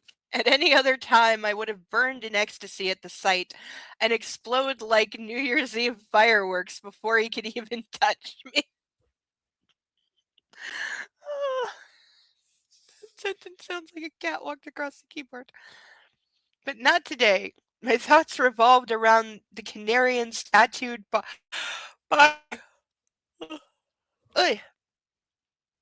He was probably still where I left him, waiting. The window was open wide. A cool oceanic breeze gusted into the room. If I yelled his name, he would have heard me. I don't think so. He would have come for me. A river of tears flowed down my face, drowning out the thought. My body tensed as Massimo crawled over me. Open your mouth, he commanded, kneeling over my head. I'm officially gonna, you know what, preemptive more Tums because, yeah, I'm definitely gonna want to puke at what's coming. Now would be a really, really good time to buy a girl a drink. Or handcuffs. Either or.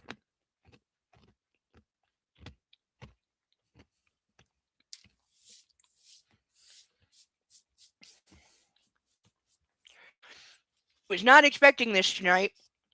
Though with this book, I should always expect this. I shook my head.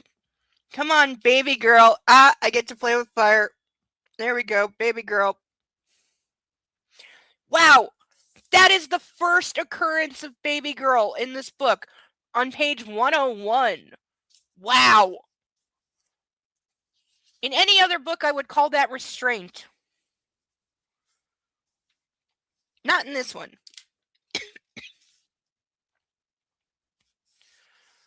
He said with a mocking laugh. I'll do what I want anyway. We both know that.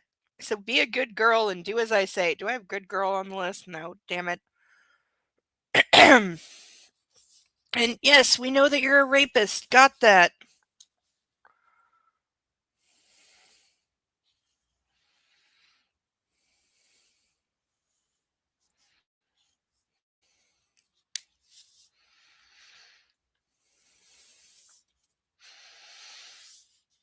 My mouth was clamped shut. I can see you're in the mood for some extremely rough fucking today. He pinched my nose, cutting off my oxygen, and waited until I had to open my mouth to breathe.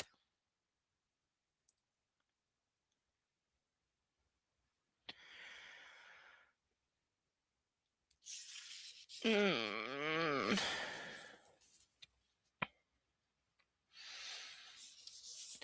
My vision swam. I was getting dizzy. My mouth opened a fraction to let some air in. Massimo thrusted his hips and slammed his cock into my throat. How is she not, like, she's not going to die from this, but my question is how?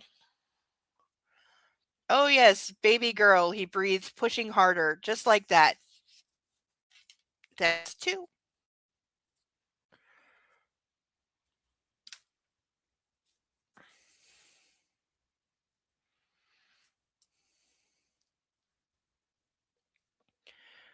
I tried keeping still, but the inside of my mouth contorted around my husband's thick cock. Several minutes later, he got up and kissed me. Oh, thank God. I tasted alcohol and the bitter tang of cocaine. Is cocaine bitter? I don't know. He was drugged out of his mind and completely unpredictable. He's not predictable when he's, like, sober. That scared me even more. The fear mixed with the trust I had always had for him. He was my beloved husband, wasn't he? Since when? My defender never has been. The man who had always adored me in a delusional fashion. But now here I was, lying naked, strapped to the bed beneath him, completely defenseless, waiting for the pain to come. See, the thing is, you usually like it when he hurts you, so kinda. His lips trailed down my neck, stopping at my breasts. He pinched and sucked my nipple hard. He bit it as his hand fondled the other. I squirmed, begging him to stop, but he ignored me. I sobbed. He went lower until he reached my thighs. They were pressed tightly together. With one strong motion, he pulled them apart. His tongue started playing with my snatch. Oh, there we go. It gets burned again. This page is going to be nothing but holes.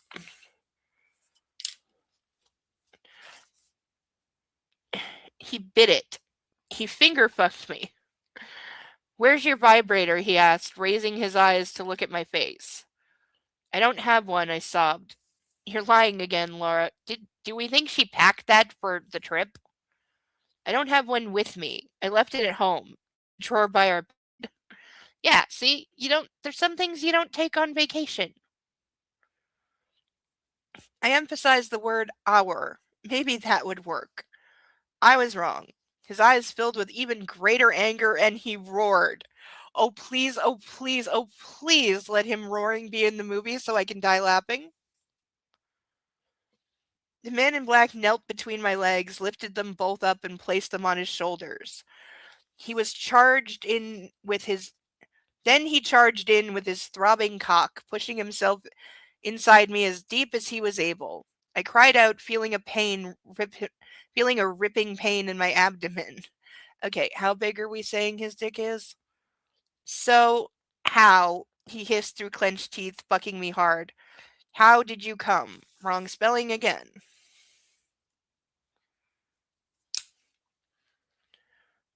His hips were thrusting, hitting me, and I screamed, drowning the slap sound out. Or should I ask, who helped you come? Wrong spelling again. Dude, she could have just masturbated. Deacon, you're coming back into an extreme grape scene, just FYI. Hubby showed up in her apartment and he's coked out of his mind and has her tied to the bed. The frantic speed of his pistoning movements and the pain he was causing muddled my thoughts. I opened my teary eyes and looked straight at him. I hated this man with all my being. I hated what he was doing to me. But despite all that, I felt myself nearing another orgasm. I wanted none of it, but there was no way to stop the pleasure this unstable man was giving me. Does any of the proceeding sound like she was enjoying it at all?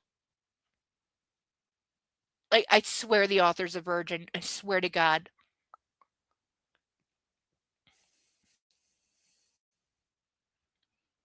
Soon enough, my body was racked with ecstasy. In the throes of rapture, I let out a piercing shriek. Yes, just like that, the man in black roared, and I felt his cum spilling inside me. You're mine. he came. His fingers bit into my ankles, and I couldn't feel the pain anymore. The only thing that mattered was the enormous wave of orgasm crashing over me. Do I have mine on the list? I do. Okay. That's the end of the scene. This is one of the few times there's an actual chapter break.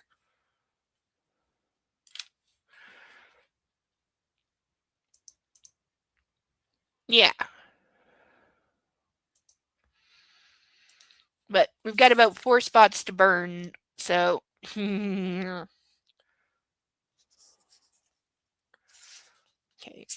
Oh, okay. I had pages stuck together.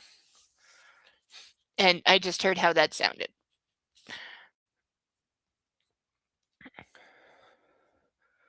Okay. We have more emergency Tums at the ready. All right. First one of 4, which makes 5 tonight. That's pretty good. So far. I hope we get more. But 1, 2, 3. Try and keep this controlled.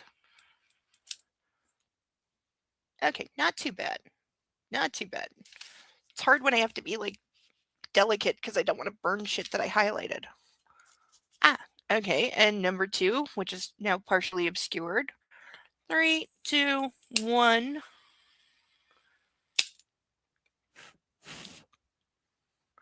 Oh, and there's 3.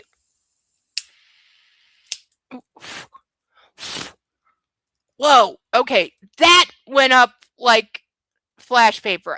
I literally heard it go whoosh.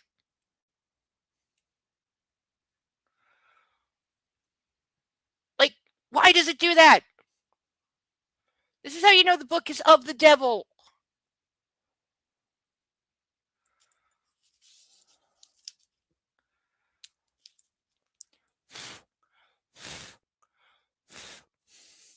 Like, wasn't there a copy of this in the movie we watched last night?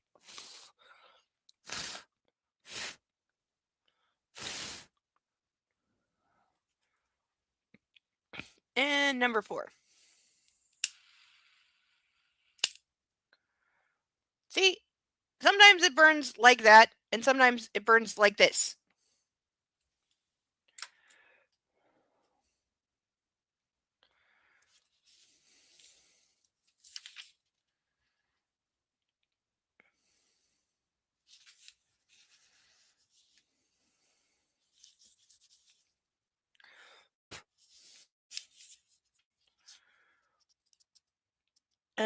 I was woken up by gentle kisses on the back of my neck.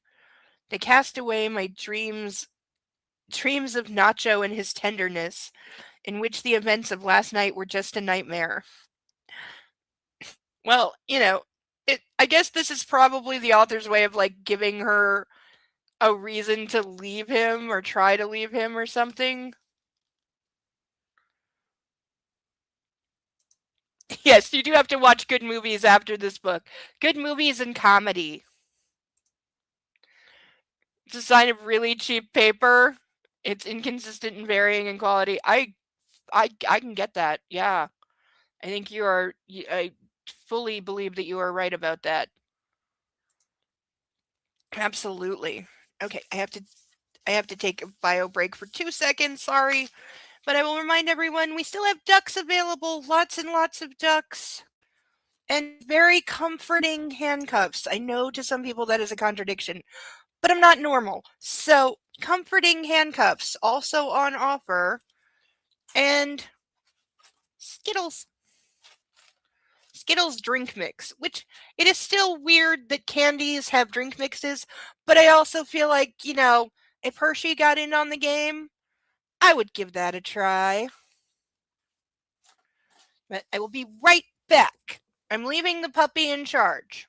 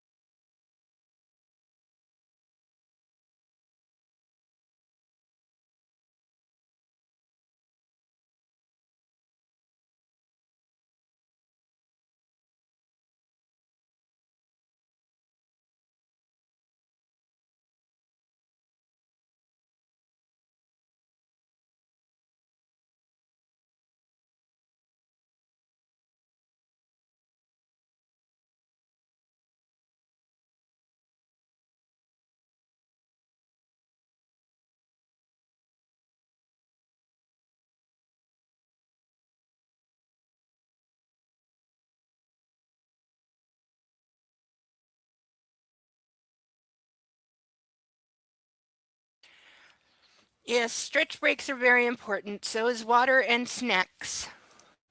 You got your hair dyed purple. Girl, I need a picture. I want to see. Also, you have dark hair, so did you bleach the shit out of it first? Because I tried, anytime I have ever tried to lighten my naturally black hair, let's just say my hair did not agree to the plan. Just like my hair does not agree to be curled, ever. There's some things my hair just will not do, no matter what I do to it.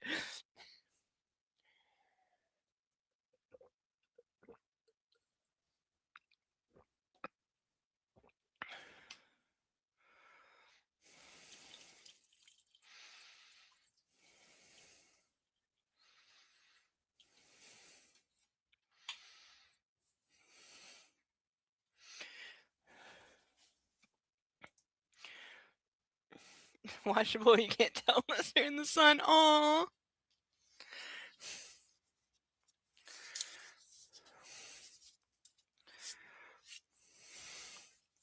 See, also the paper cracks. It literally cracks like really thin wood. I've never seen paper that cracks before.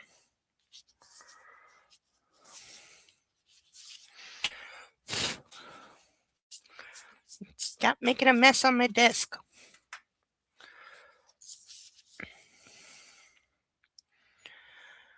Sighed and opened my eyes a little, looking back. I saw my husband.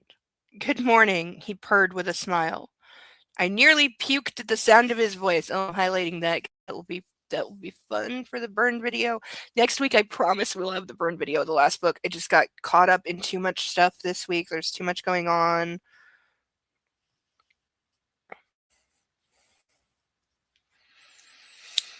Like, I have parts of it done. I just didn't have time to put it all together because that takes like 3-4 hours.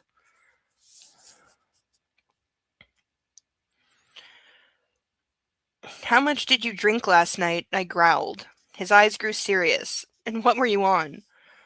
I sat and saw the look of shock on his face as he stared at my naked body marred by fresh bruises. My wrists were purple from the belt he'd strapped me to the bed with. He hadn't untied me until a few hours before. On my legs and stomach, I bore the quickly blackening traces of his rough touch. This can't be the first time he's left bruises on her. Jesus Christ, he whispered. Okay, so in these chapters, you know how we said like every few chapters there's like a word the author gets fixated on? In these next few chapters, it's Jesus and Jesus Christ because suddenly everybody's religious even though nobody is religious. He whispered, nervously studying the signs of his madness. I froze as he touched me. I felt it. He felt it and retreated to the other side of the bed, hiding his face in his hands. Oh, we're supposed to believe he's capable of shame? Because I don't. I don't think he feels bad at all.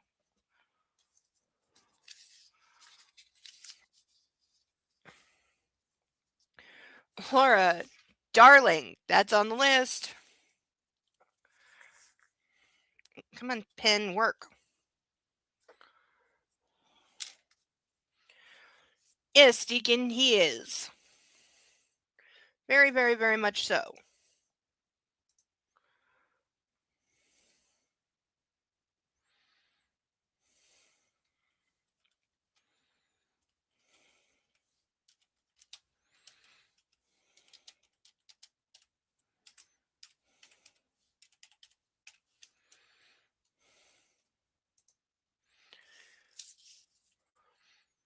He glanced back at my bruised skin and his eyes teared up. Ugh. Do not try to make me feel bad for the rapist. There are not enough Tums. I knew he hadn't been himself yesterday, but this reaction made it certain. He really hadn't been in control during the night. No, we're going for the intox defense.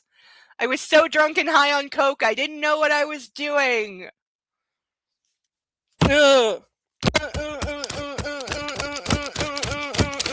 Make it stop. Hi, Ironton. You just missed the scene from hell. Yes, please hit the like button. Thank you for dropping in and saying hi. enjoy our ducks, our pantheon of ducks. They are awesome. There are more ducks if you would like to name one.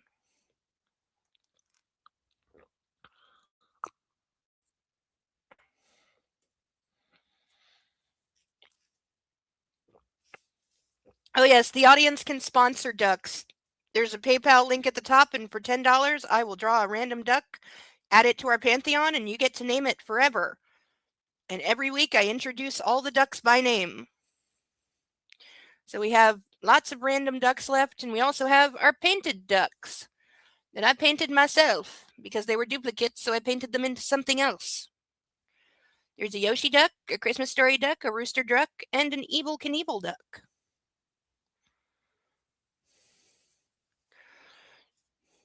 Or you can put handcuffs on me.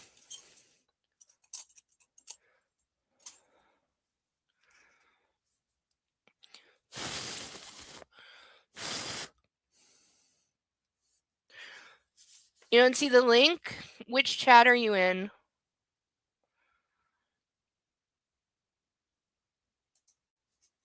Let me see if I can.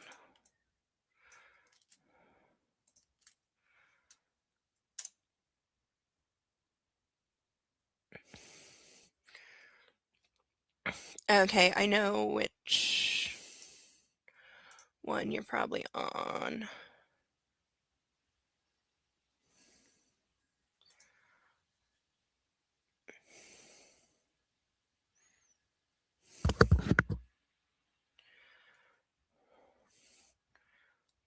Come on, YouTube. Why are you being slow at me?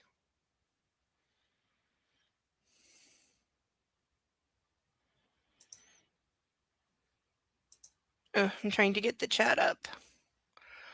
It's at the bottom now? Okay, good. Yeah, because, I don't know, YouTube's being weird. And it keeps moving where, like, pinned comments go. I'm used to them being at the top, and now sometimes they're at the bottom, really confusing me. Oh, I have ashes on my nose.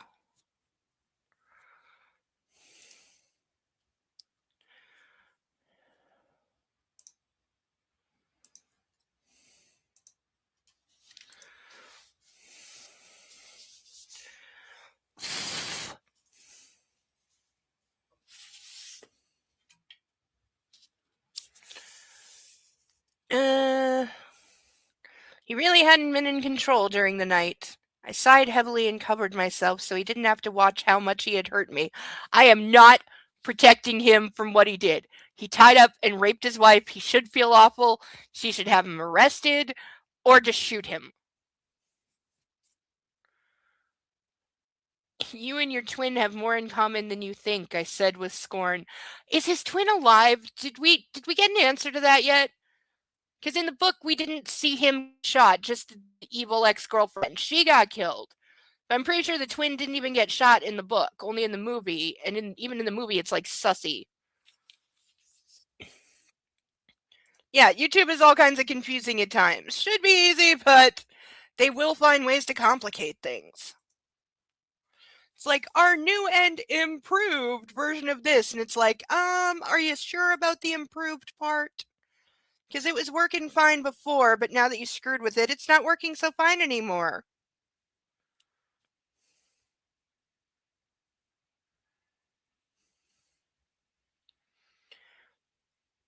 I'll stop drinking and never take any drugs again, he said firmly, reaching out with a hand. I accidentally burned through part of this page, so it's missing some words. Bullshit, I snorted. You'll drink or something. I don't know. This is where the hole is. Massimo shot out of bed, ran something, and went down on his knees before me. He took my hand and kissed it. I'm sorry, he whispered. So sorry. So basically, he's every abuser ever, realizing in the morning, oh my God, what have I done? And swearing it'll never happen again. You tried to get a duck and PayPal wouldn't let you? Aw. Is there a way to pay without signing into PayPal? I have no account but want to send some. Sorry for technical difficulties. You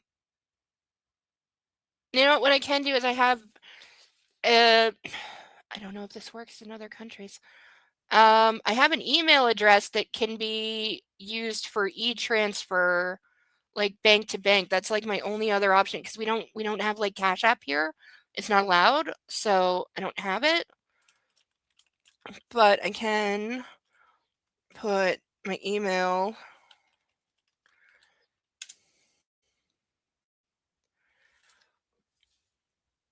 No, don't worry about disturbing. The stream has been disturbed this entire night. That's our status quo. Tech difficulties, interruptions, disturbings, things falling out of the sky. That's normal here.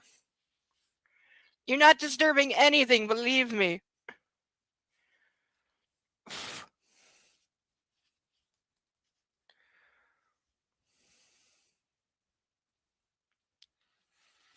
But yeah, I have PayPal or I have e-transfer. I don't know if there is another like Cash App type thing that is allowed here.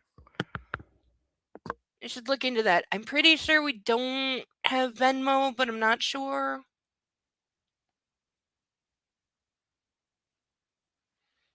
I need to go back. I need to go to Poland, I hissed. He raised his eyes. There was fear in them. Either you give me the space I need to think or I leave you for good. Yeah, right. You have Cash App? Excuse me. Excuse me, damn it. Yeah, see, I don't. I should look into that, but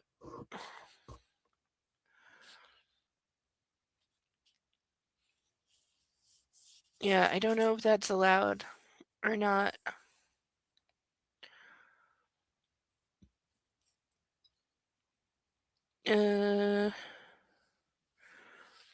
He opened his mouth wanting to say something, but I stopped him with a raised hand. I'm one step from filing for divorce, Massimo. Our marriage died with our child. I'm trying to get everything sorted, and you're not making it any easier.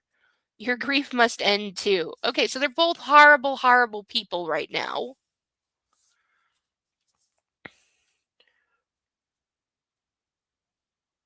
Because it will annoy me if I don't. I'm just seeing if Cash App even comes up on the Google Play Store here. I don't know if it will.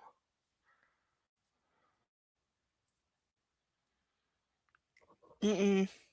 Nope, not even listed.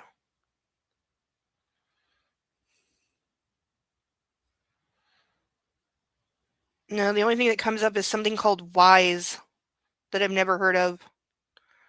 So, definitively, Canada does not allow Cash App.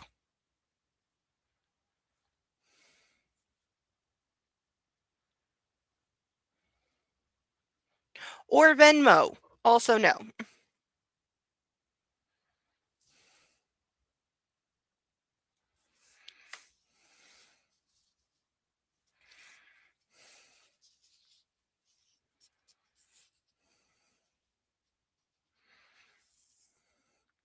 I got up and passed him on my way to grab a bathrobe.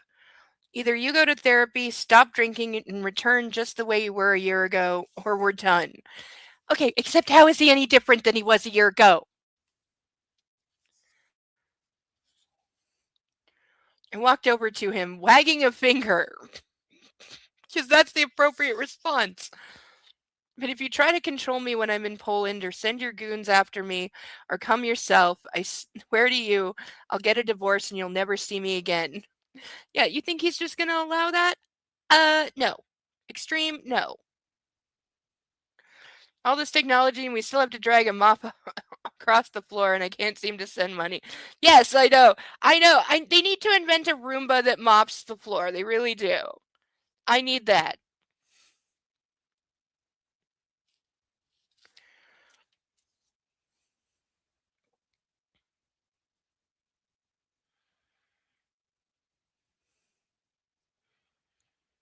I spun around and went to the bathroom. Standing in the mirror, I studied my face. I couldn't believe I'd said all that. My own strength, own strength, terrifying. My assertiveness was surprising. I'd nearly forgotten I could be like that. That was intentional. Deep down in my heart, I knew the reasons for that. I knew what gave me strength, but it was too painful to think about. He won't leave me. I won't allow it. I raised my eyes and saw Massimo in the mirror. He was standing behind me. His voice was firm and commanding, his eyes cold. I shrugged off the bathrobe and let it crumple to the ground. Naked and bruised, I stood for him to see. He swallowed and sighed, dropped his eyes. "Look at me," I said. He didn't react. "Look at me, Massimo. You can lock me up and rape me, you can do whatever you want, but you'll never have my heart." I took a step forward. He took one back. "I'm not leaving you. I'm just going away to get my head straight." Isn't this like the fourth time she's doing this? Like, girl, just leave. A long silence ensued. He watched me impassively, trying to keep his eyes from the fresh bruises. "The plane is yours. I promise you I won't follow you." How long do we give that? What, like 12 hours? He spun around and left. I collapsed to the cold floor and started crying. I had no idea what to do, but at least the tears brought some respite. Yes, author is horrible. Absolutely, because that could not have been more like Lifetime movie ever. But he is telling the truth. He will kill her before he lets her go. That is an absolute certainty. So I guess we're having another she goes off to something something.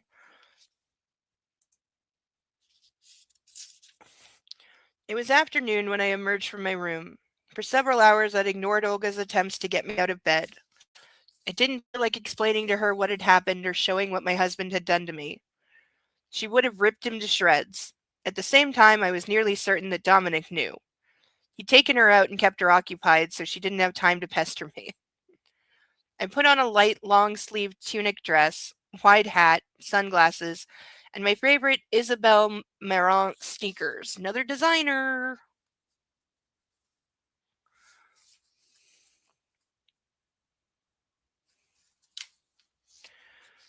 Oh, wait, I almost forgot to burn a hole in the page.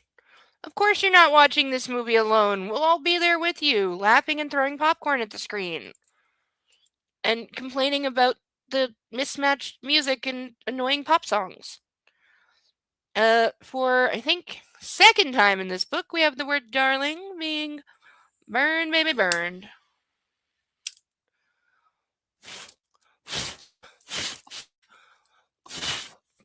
Okay, ow!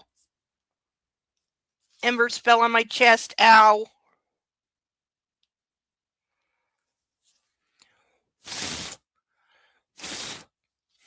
See, reading is dangerous. Okay, that actually hurt. Damn it, I don't have a mark now.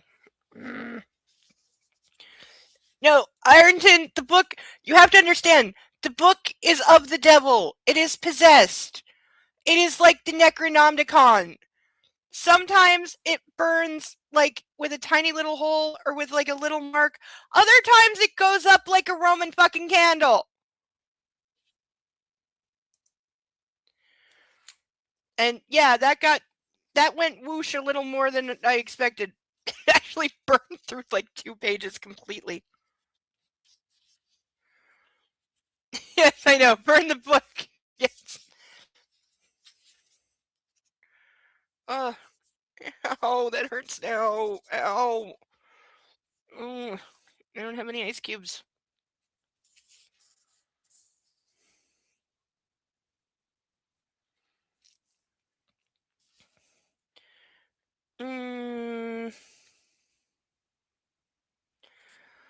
I walked along the promenade, watching the ocean and thinking, what to do, how to behave, leave Massimo or not. Were you not listening when he just told you that he's not going to let you leave him? Organize my life from the ground up again. Each question was left without an answer, and each new one brought 10 others. What if Nacho turns out to be a monster too? He's an assassin for the mob! He is a monster! I used to think my husband wasn't one. Because you're really stupid. but his behavior the previous night had left me with faith or hope. I noticed a small, gorgeous bistro on the corner. I went inside to have a snack, a sip of wine, and a moment to relax. A delightful old man took my order, and I reached for my phone. What do you bet Nacho shows up and she runs away with him? I wanted to call Mom and tell her I was coming home. I unlocked the screen only to see there was a message waiting for me. It said, "Look to the right." I did. Tears immediately gathered in the corner of my eyes. Nacho was sitting at the table next to mine, looking straight at me. Gee, it's almost like this is the most predictable kind of garbage ever. And how is he sitting right next to you and you didn't notice? He wore a baseball cap, sunglasses, and a long-sleeved shirt. It hid his tattoos. Okay. Sit with your back to the street, he said, keeping still. There's at least one car following you. He's gonna kidnap her with, like, her consent this time.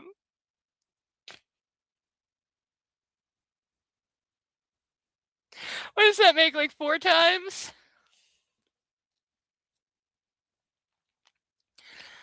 I rose slowly and moved, pretending the sun was blinding me. I looked ahead, but with the corner of my vision, I saw the car he had mentioned. Massimo is in Lagos, I whispered, keeping my eyes trained on the phone. I know. I realized that about an hour after I dropped you off. You promised me something, Nacho. I sighed and felt tears streaking down my cheeks again. What happened, baby? His voice was full of concern. I didn't reply. The elderly man walked over and placed a glass of wine on my table. I reached for it. The sleeve of my tunic slid up a little, revealing the purple wheel? Well? WEAL, help. Purple well on my wrist? I've never. WEAL. Is this a typo or a real word? What is this? Nacho's voice suddenly changed. It was a growl now. What did that bastard do to you?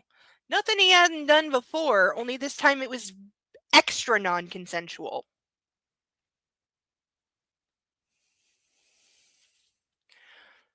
It's like a welt. Are there supposed to be 2 E's? Yes, and again with the growling. What is with all the men in this? They growl, they roar. Basically anything that an animal does, they do. And I mean, they act like animals, so there is that.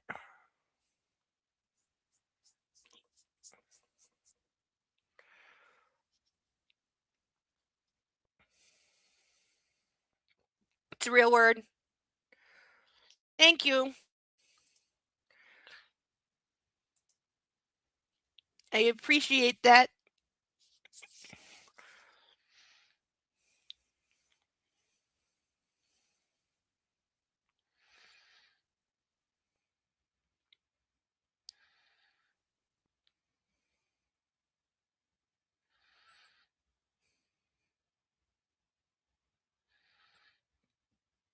I turned my head to him and saw his eyes. They were filled with murderous fury. He clenched his hand, breaking his sunglasses with a loud crack. Shards of glass flew to the ground. Uh, when was the last time sunglasses contained actual glass and not plastic lenses? Just pointing that out. In book from like 2021. I will get up in a moment, he said. I will kill your security guards, then I will go find that motherfucker, kill him too. Just casually announce to a whole restaurant that you're about to murder a few people. He rose. Please don't, I muttered, taking a great gulp of wine. If you don't want me to do that, you'll get up, pay for your wine, and meet me 2 streets down the promenade. Go left, then turn onto a narrow street, the second on your right. I nodded at the waiter. But first drink your wine.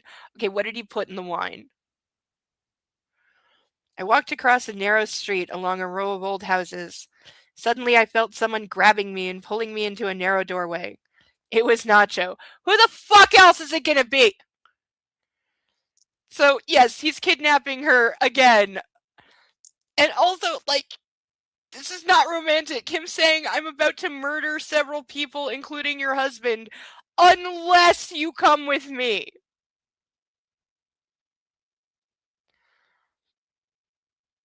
He rolled up my sleeve and studied my bruises. I dropped my head. He took my sunglasses off and looked me in the eyes. What happened, Laura? He asked. I looked away. Look at me, please. There was desperation in his voice, also anger. He tried hiding both those things. He wanted to fuck. I. He asked me where I had been. I started sobbing again. Nacho wrapped his hand around me and hugged me to his chest. Okay, so in. Are we supposed to want her to end up with him? Because he's the gentle, evil guy?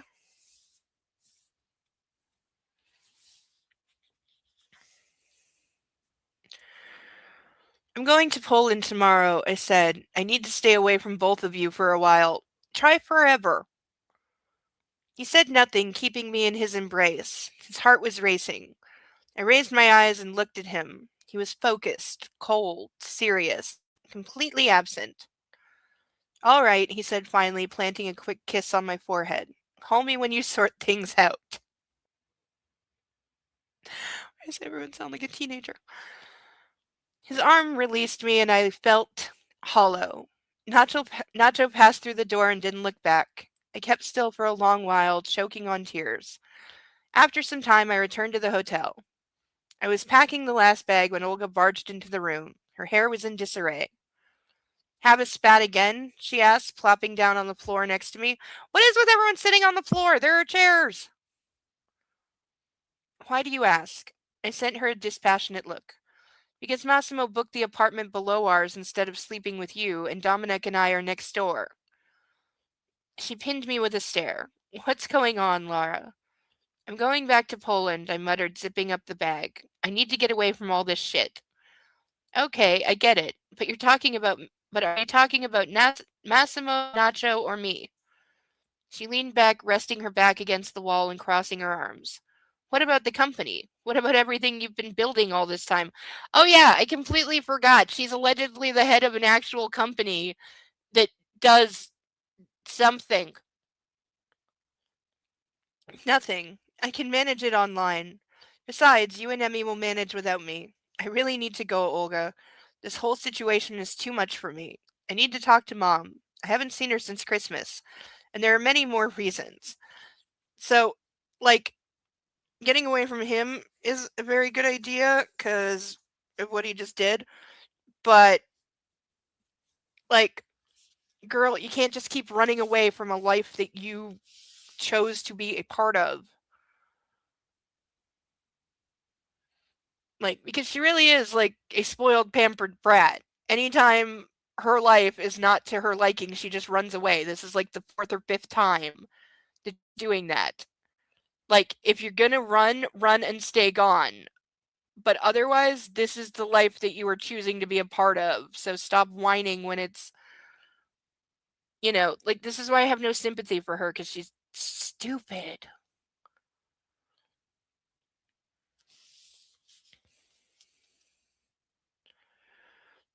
Okay, go, she said, getting up. Just remember about my wedding. I stopped by the door to Massimo's apartment, wondering if this was the right thing to do. Should I go in? In the end, reason and love won. I knocked and heard the lock turning. It was Dominic. He sighed deeply and gave me a weak smile, letting me inside. Where is he? I asked, crossing my arms. In the gym. He nodded, pointing me in the right direction. I thought my room was big, but I see they always kept the best for the big boss. I snorted ironically and passed through a series of rooms, realizing my husband's apartment took up half the entire hotel floor. There were grunts and roars coming from behind a door. Why? Why with the roaring? Why? I knew those sounds. I passed through and saw Massimo pummeling one of the security guards with his fists. There was no cage this time and no fight. The tall Italian stood in front of the man in black with boxing pads on his arms. My husband kept punching and kicking them with wild abandon. The other man barked things out, and Massimo followed the orders, switching hands and legs. He didn't notice me, so I cleared my throat loudly. He stopped and said something to the large man, who threw the pads to the ground and left. The man in black grabbed a bottle of water and downed it before stepping closer to me. If not for what had happened the night before, I would have thought his body was the sexiest thing in the world. His long legs, bound in tight sports leggings, looked more toned and longer than they really were, and his sweaty, heaving chest made me salivate. How are you turned on by him after what he just did? See, this is why she makes no sense. This is why she is the worst written characters ever, because after what he just did, she should not be finding him attractive or sexy in any way or want to see him.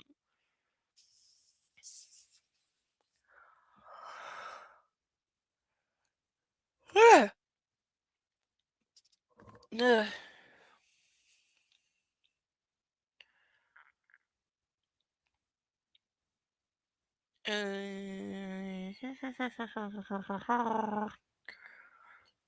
Massimo knew the effect he had on me. He pulled off his gloves and ran his fingers through his hair.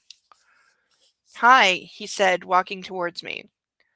I wanted to. I forgot what I was about to say. Yes, he stepped closer, dangerously close.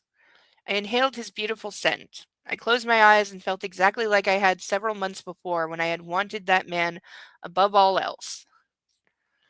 He wanted something, baby girl, he asked again. Okay, now we go. Now we get to play with fire again.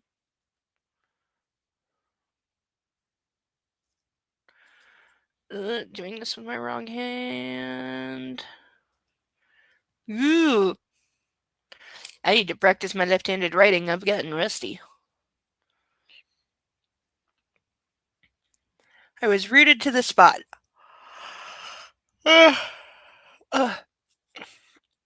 wanted to say goodbye, I stammered, opening my eyes. He was leaning closer to me. No, please, I breathed as his lips froze an inch from mine. I cowered. Okay, what did you cannot go from staring at him, finding his body sexy, to cowering in fear in 1 second. These things do not exist at the same. I should have had a category for author doesn't know how people work.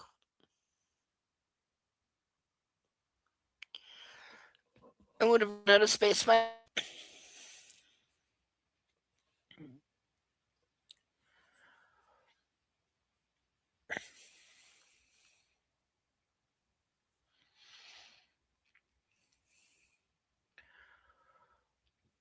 You're afraid of me. He slammed his empty water bottle against the wall. Jesus, Laura, how can you... Dude, you're literally asking how she can be afraid of you when her being afraid of you is what gets you off and has been a very large part of your sex life way before last night.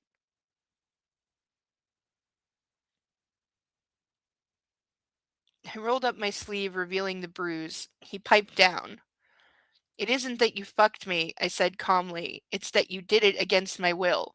Hey, she finally admits something was against her will, implying that she has will. I think that's a first. And here's the world's worst answer. Brace for impact. Jesus, I've done it about 100 times against your will. That's where the fun comes from.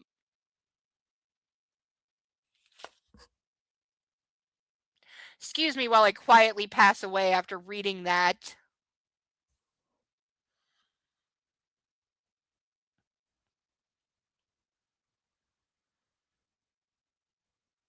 I mean, that is saying the quiet part out loud. By the way, I promise you, none of this is going to be in the movie. Absolutely none of this is going to be in the movie. 0%. This is why I have no idea what the third movie is going to be, because they can't film any of this. So what the hell did they film? I'm guessing a lot of scenery shots and sunsets over the beach. Because they sure can't admit that, yep, he's a rapist and that's been their primary sex life.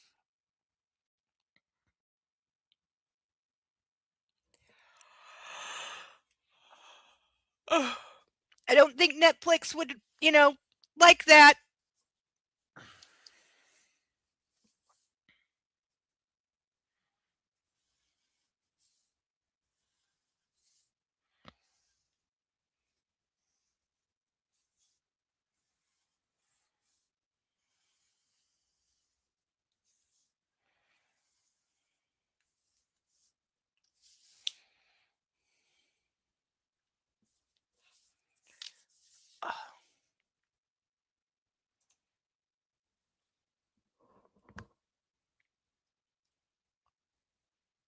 Mm.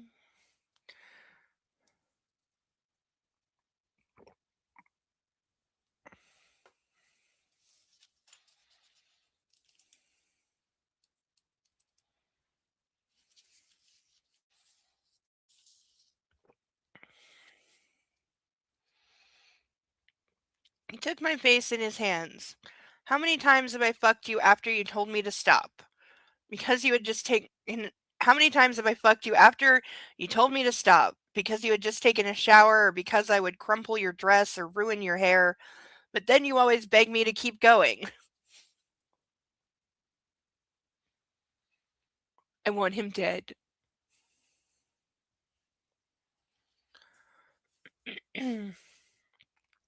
How many times did I tell you to keep going yesterday? The man in black bit his lip, but he withdrew a step. Exactly. You don't even remember what you did. You don't remember my tears. You don't remember my pain. How I begged you to stop. I felt an explosion of fury inside.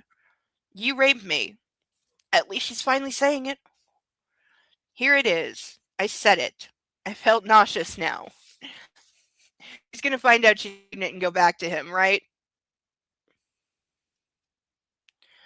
Massimo stood immobile, breathing shallowly. He was angry and resigned. He looked wretched. I know there's no justification, he managed. Says the guy who just gave like 5 excuses. Dropping his head. I want you to know I called a therapist today. How would that go? How would that go? Confidentiality only extends so far. My face must have a contorted in the weirdest expression.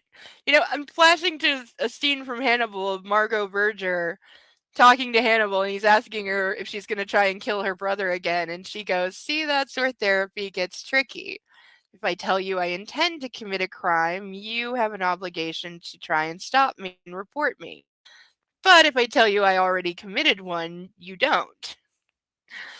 She's not wrong.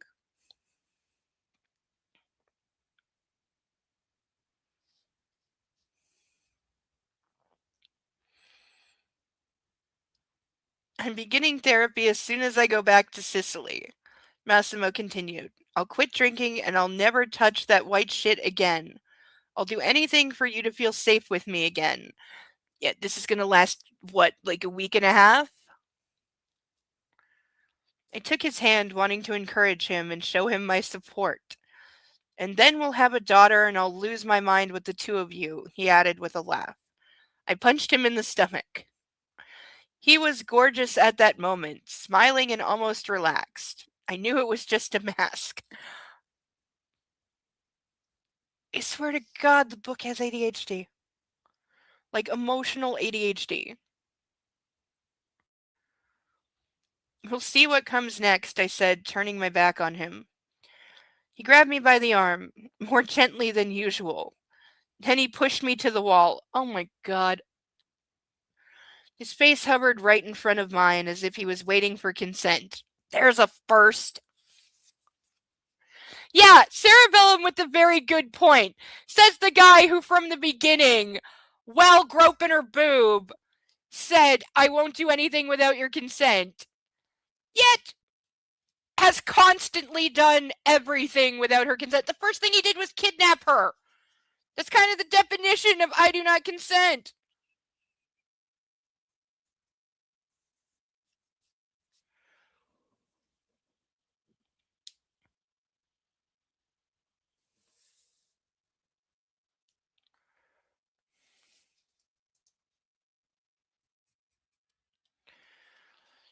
I actually could use something very, very sugary right now.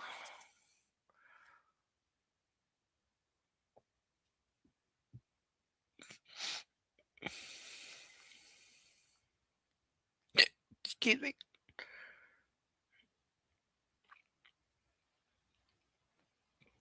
I want to slide my tongue into your mouth. Taste you, he whispered. And suddenly I felt hot at the sound of his voice. Let me kiss you, Laura. I promise I won't come to Poland, and I'll give you as much freedom as you need. I swallowed loudly and exhaled slowly. The biggest problem was that my husband looked like a god, and I just couldn't say no to him. See, this is my she's the worst. Please be, I began, but he didn't wait for me to finish. He pushed his tongue between my lips. See, he cannot go 5 seconds within the realm of consent. Like, he asked her for consent, she did not answer him, and he did it anyway. While doing the I want you to feel safe with me, please forgive me, baby. Ugh.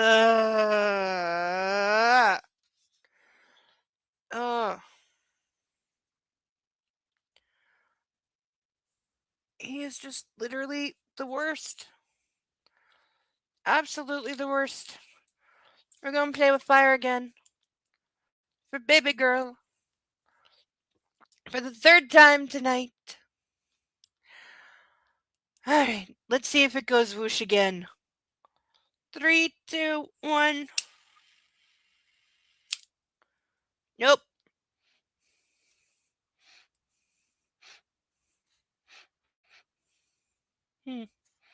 Doesn't really smell like anything this time. Wait, is there a puppy? No. He's under his puppy bed, I think. I can't see if he's on the couch. Okay, he's a sleepy puppy somewhere.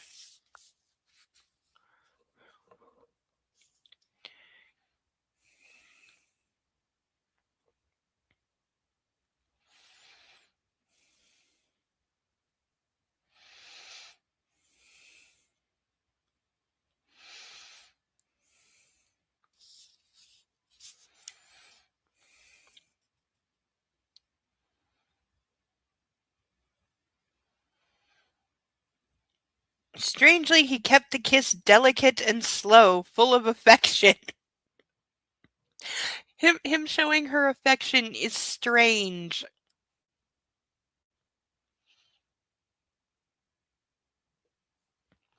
He was so gentle, as if he could break me with a touch. Slowly his tongue brushed against mine. I love you, he whispered finally, and kissed me on the brow. End of chapter. Okay, it was a long chapter. We're actually not that far off on page count. We're only like 5 pages off, which is surprising given how late of a start we got. But, like I said, I had the night from hell. It is still not over because my brain is still wrestling with the thing that I had to do, and I still don't like the changes that I had to make after being screamed at by people online, not the people in this chat, but other people, that I was very, very wrong in how I initially phrased things. Apparently my version of being direct and clear comes off as rude and condescending. To which my answer is usually the rest of the world can fuck off and grow the hell up.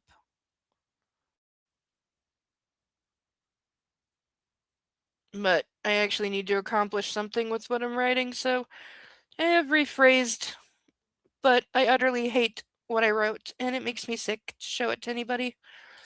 But I'm told it will work, so that's the trade-off.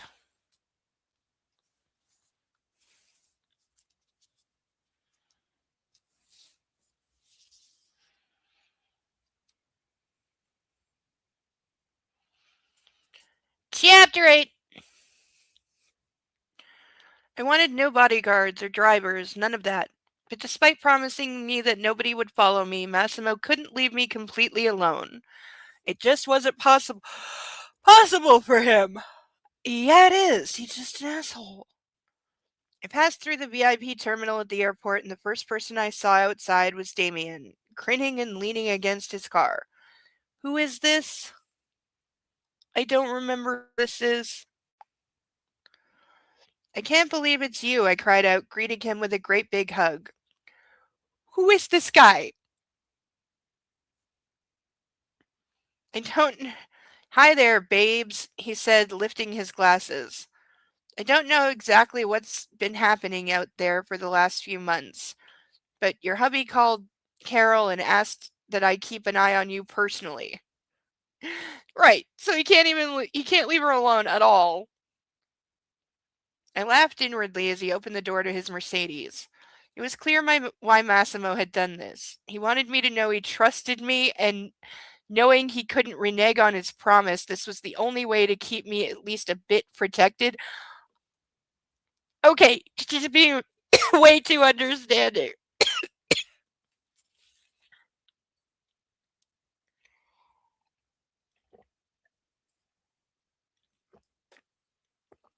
He definitely is breaking his promise because she said like nobody was allowed to follow her or no bodyguards, no nothing. Like this is not him keeping his word and giving her space. This is just changing the person that is spying on her.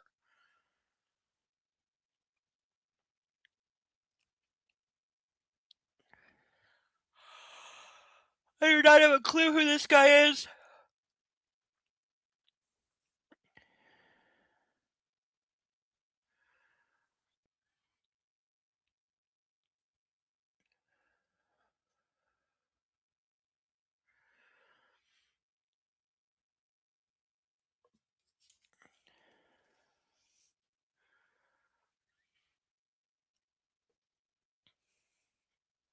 Where are we going? Asked the warrior, turning in his seat to look at me. Oh wait, is he uh the the MMA guy? Did they went to like a pay-per-view fight? Is it that guy? I really don't remember. Turning in his seat to look at me. Let me just tell you this. I ain't gonna wear a driver's cap. Take me home, I replied with a smile. Does she even have a house in Poland anymore? Like, is she going to her parents? What? It wasn't far. Just a couple minutes later, he parked the car in the underground garage. Is she really paying rent on an apartment in Poland when she lives in Italy now? Like, why? Rent a hotel room. I suggested we order some food and have a chat, and Damien happily agreed. I heard what happened, he said, putting his half-eaten KFC spicy wing on his plate. Wow, KFC is really everywhere. You want to talk about it, or shall we pretend nothing's wrong? That depends. How loyal do you have to be to Carol and my husband? Not as loyal as to you, he replied immediately. Okay, so I don't think this is MMA guy, but I have no clue who he is. If you're asking if I'm here to grill you for intel, it's nothing like that. Your husband pays me a good buck, but you can't buy loyalty. Actually, you can. He leaned back on the couch. And you have it. Remember our last conversation on Skype? He nodded. Yeah, sure. That day, after we talked, I met a man who kidnapped me and changed my entire life. You're gonna have to be more specific. Recounting the whole story took me a long time. I talked and Damien listened, laughing or shaking his head where appropriate. Finally, I reached the last 48 hours. Of course, I skipped the details of what had happened between me and Nacho in Lagos. I also left out what happened after that, how my husband raped me. Something seems off in this story, Damien said, pouring me another glass of wine and a cup of water for himself. That Spanish guy. Canarian, I cut in. Stop doing that. Yeah, that guy. You seem to care for him. And each time you talk about him, your eyes shine. His words terrified me. See? I can see through you. And now you look like you're going to have a heart attack. So cut the bullshit and tell me everything. I scratched my head, searching for a good explanation, but after practically chugging a bottle of wine and about a dozen sleeping pills to help me survive the flight, I wasn't exactly at my intellectual prime.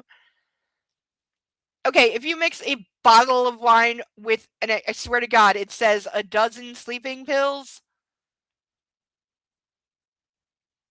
that is a recipe to unalive yourself, not sleep through a plane flight.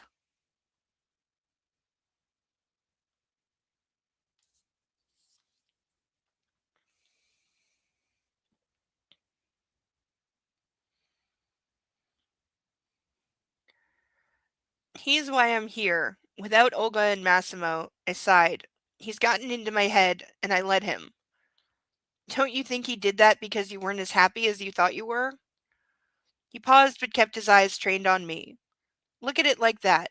If you're if you're sure of something, normally nobody can change your mind. Nothing can topple a solid foundation, especially when it comes to feelings. He lifted a finger explaining, but if there's even a shadow of a doubt and the foundation isn't sound, all it takes is a gust of wind and everything tumbles like a house of cards.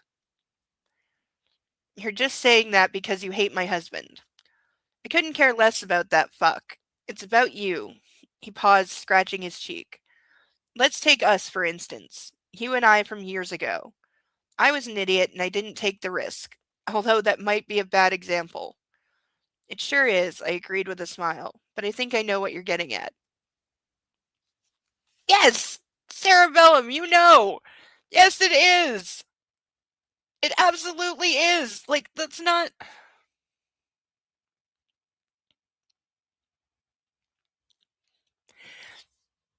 Like, you have a responsibility as an artist, whatever your chosen medium, to not cause damage. Books like this cause damage. Saying idiot things like that definitely causes damage. Because somebody reading this could take that to mean that it's perfectly okay to drink a bottle of wine and chase it with a dozen sleeping pills to sleep through a flight. Like, why did you have to say it doesn't? You couldn't have said one?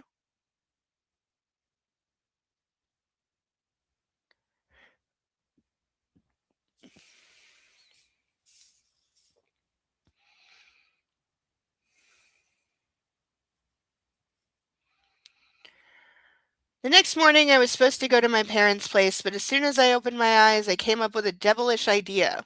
This is going to be stupid, isn't it? I skipped to the bathroom and prepared myself. An hour later, I rummaged through the cupboard looking for the keys. It was May and the weather in Poland was gorgeous. Everything was in bloom, waking to life. Just like me. The intercom chimed. I told Damien I'd be with him shortly and grabbed my bag.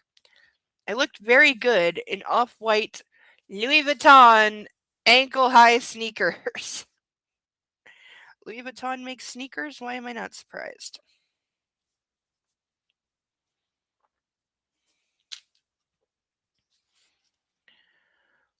Louis Vuitton ankle-high sneakers, white torn shorts, and a thin sweater that revealed most of my midriff.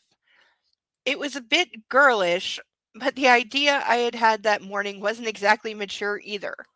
Oh, so we're finally admitting it. Hi there, big man, I greeted Damien, looking for a comfortable position in the passenger seat. You look fucking amazing, he said, shooting a glance at me. To your parents' house? I shook my head. The Suzuki dealership. I grinned and his eyes went, she's gonna buy a motorcycle.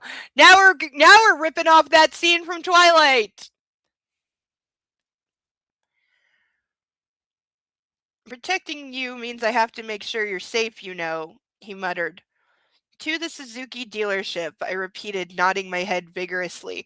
Yeah, she's about to do stupid shit and put herself in danger to see if her husband materializes to save her, because we all know he's there and watching her.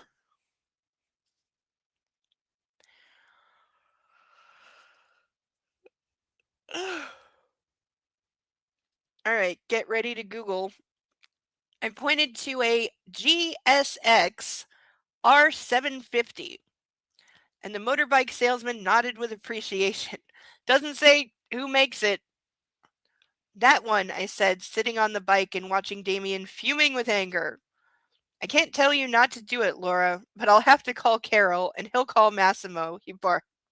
He said. Call him then, I barked, leaning over the tank.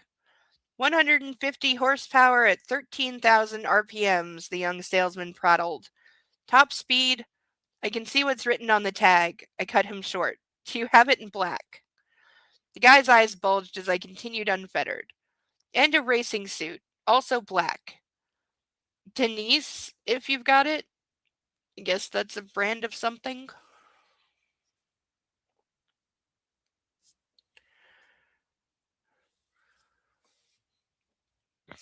I saw one like I saw one that I liked somewhere here.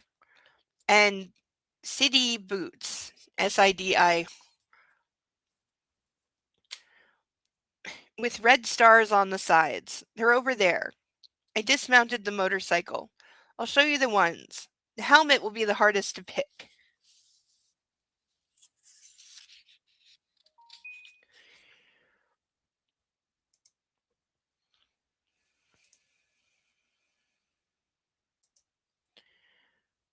Ah. Okay, I can't put that under ugly cars because it's not a car, but it's still pretty ugly. It also looks like a trick racing bike more than like a street bike.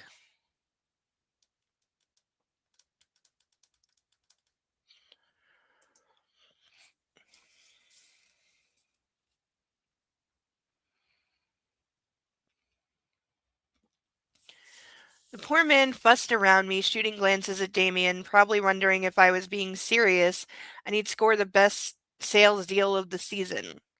When I had everything, I presented myself dressed in the tight racing suit, gloves, and boots. I had my new helmet tucked under my arm. Perfect, I said, glancing at the two dumbfounded men. I'll take everything. Bring the bike to the entrance, please. Miss, there's just one problem. The salesman hesitated. The bike must be registered for you to take it away, and the one you selected is brand new, so. What do you mean? I snapped, narrowing my eyes. If you're in a hurry, we don't have a registered bike in black. He headed towards the door. But we have a demo version. Same parameters, but it's red and black. And it's been used during test drives. Okay, why do you have a bike in your store that you haven't registered yet? Like, that's shady. I pondered his words for a moment, biting my lip. Damien looked smug, thinking my plan had just failed. Well, at least the red will go nicely with the stars on my boots. I'll take it. I passed the salesman my credit card. Damien face-palmed. I'll get the papers in order. I started the engine and the motorcycle roared. I grinned wildly and put the helmet on, lifting the visor. He'll fire me, Damien groaned, dropping his head. Not gonna happen. Besides, he'll be too furious to think about you. He'll want to kill me. So yeah, she's just doing this to piss off her husband. Like, you don't need any help doing that. He's perpetually pissed off.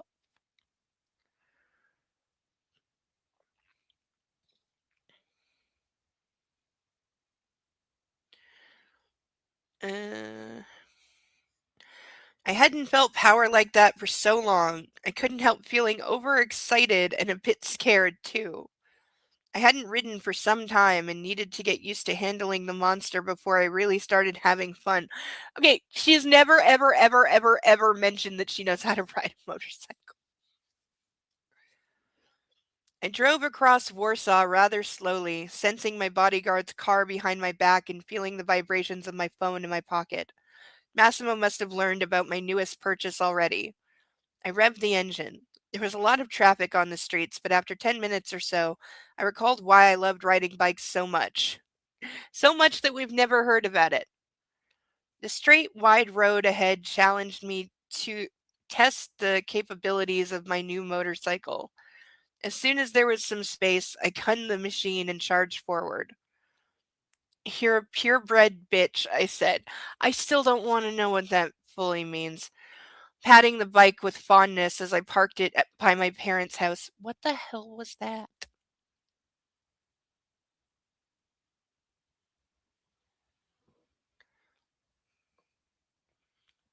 A moment later, a Mercedes S-Class arrived, tires screeching, and Damien stormed out. Do you have any idea how that man can fucking scream? He called out, slamming the door shut. I've been through hell. Oh, so my husband called, I asked with a smirk. Called? He was on the line the entire fucking time, screaming at me in 3 goddamn languages. Right, I muttered, and my pocket started vibrating again. The screen of my phone flashed with one word, Massimo. Good afternoon, dear husband, I said in fluent English. Do we need to be reminded that she speaks fluent English?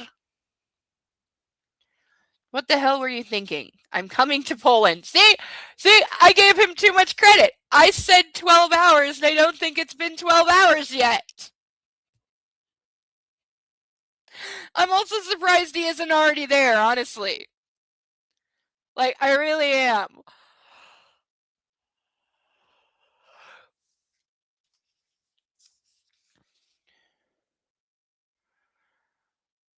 He yelled into the receiver so loud I had to draw it away from my ear.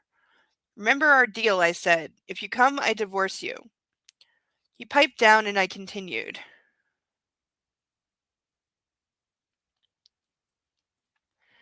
Before I met you, I rode motorcycles and I intend to do so again. Why shouldn't I, after all? I sighed. Sometimes our relationship seems more dangerous than riding what's between my legs now. Lara, the man in black growled. Am I wrong, though, Don Torricelli? For 29 years I was fine, and in the last year I've been shot, lost a child, been kidnapped. That's a low blow, baby girl, he muttered. No, it's not! No, it is not! That is not a low blow. She has been in danger since the second you kidnapped her, and you know it. He fucking knows that. He had to know that whoever he married, even if he didn't kidnap someone and brainwash her, even if he, met someone and like married them in a normal way, he has to know that anyone being his wife when he's the head of a mob family is going to be in constant danger. That's just a fact. So no, it is not a low blow to call out that you have put her life in danger repeatedly. That's just true. But we get another baby girl. Baby girl is catching up. It's in the lead now.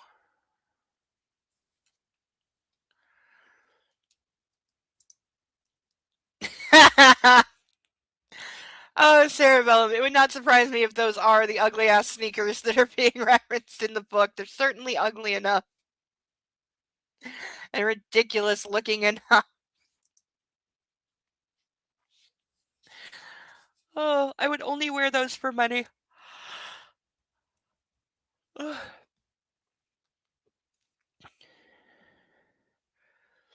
It's the truth, and stop taking it out on Damien. He was on your side in this, I said, winking at my ex. Now forgive me, but I'm sweating in this suit. Silence. And stop freaking out. I'll come back safe and sound. If anything happens to you, I'll kill. Who? Kill who this time? I cut him short, irritated. Myself. I'm nothing without you. He went quiet and then hung up. So now we're at yep, now we're at him threatening to do that if you don't come back to me. I stared at the blank screen, admiring his self-control and negotiating skill. What? Done. I looked at Damien, who was waiting with his back propped against the car. Now you can go back to the city. I'll stay here for a couple days. I'll be around. I booked a room at a hotel a mile away. Don't get mad, but I want to have my eye on you. You know how Massimo can get. He shrugged and I gave him the thumbs up, accepting his reasoning. Damien brought my bags to the porch and left. I turned the key in the ignition, and the engine of my motorcycle came alive. I revved it to the maximum. The demonic roar was so loud my dad practically sprinted outside with a terrified expression.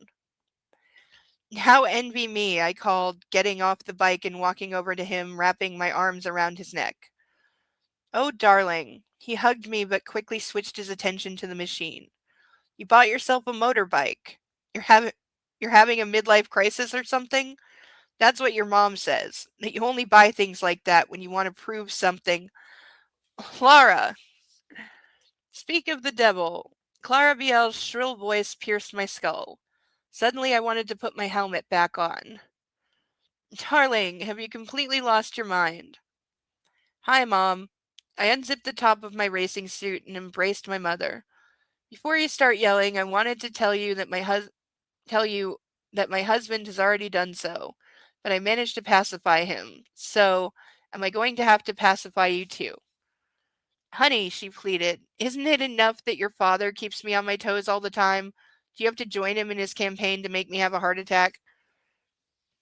Tad raised his eyebrows with amusement. Besides, what's this on your head? I ran my fingers through my hair, remembering that the last time they saw me I had still been blonde. I needed to change something after I swallowed. It was a difficult time, Mom. Clara's expression grew less severe as she recalled everything that had happened to me lately. Tom, bring us a bottle of wine from the fridge. She glanced at Dad, who was still giggling behind her back. And you take off that horrible uniform. You'll get all sweaty.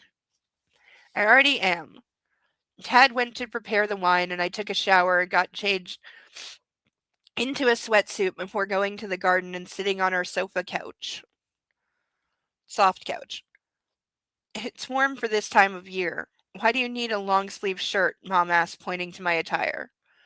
I rolled my eyes, thinking about what she'd say if she saw my bruised wrists. I quickly changed the subject. Gee, why do I think Mom's gonna find out? It's from my new collection. Do you like it? I looked at her with a smile. Did you check out the things I sent you? She nodded. Yes, they're wonderful. I'm so proud of you. But I'm more interested in how you're feeling. I think I'm in love, I blurted out, and my mother practically choked on her wine. Excuse me? I mean, I started telling her my story. She lit a cigarette with shaky hands. When we were on Tenerife, I met a man, one of Massimo's biggest competitors. My subconscious was raging at what I was saying. I was spinning another lie. And Massimo didn't have much time for me, and Nacho had it in abundance. He taught me how to surf and took me hiking. Jesus, what am I saying? I scolded myself. He introduced me to his family and, made a really great impression. And he kissed me. Mom had a coughing fit then. It wouldn't be important if not for how Massimo changed after we lost our baby. He distanced himself from me, started working around the clock. I don't think we'll ever be able to go back to how things were before. They were exactly the same.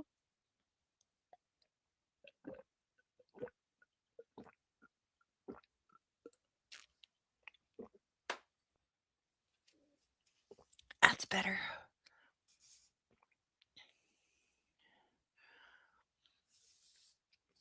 I sighed. It's exhausting. Baby, my mom started, putting out the cigarette. I won't say I told you so, but I tried telling you it was all happening too fast from the very beginning. She poured us more wine. If you ask me, you got married because of the child. Well, fucking duh. But before I forget, we have to play with fire. Ugh, we've only got an hour left.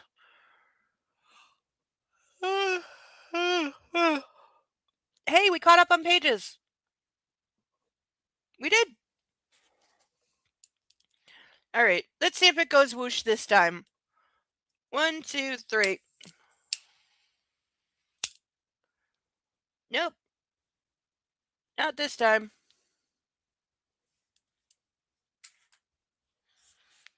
See, this is why we know book is evil.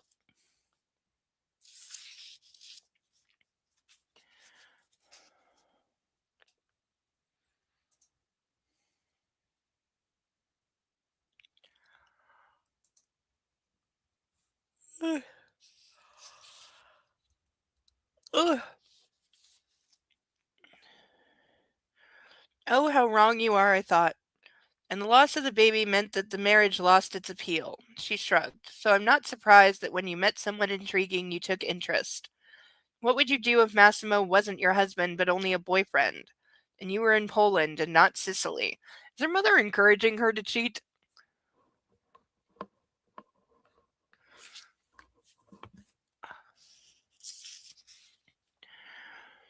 I'd have left him, I replied after a moment. I wouldn't be able to live with a man who kept ignoring me and treating me like I'm his enemy. Would you? Just like that? Just like what? I snapped. I've been fighting for this marriage for months, and losing. How much time do I have to waste? In a few years, I'll suddenly realize I'm stuck with a man I don't really know. That's just dawning on you? My mother smiled sadly and nodded. So you see, you've answered your own question. I was petrified. She made me say what I really felt, what I wanted and needed. It struck me that I had every right to feel everything. It struck me that I had every right to feel everything that I was feeling. I could err, I could be wrong, but above all, I could do whatever made me happy. In other words, I can revert to being really, really immature, pretend I don't have all these problems, pretend I'm not married, and screw the hot surfer guy.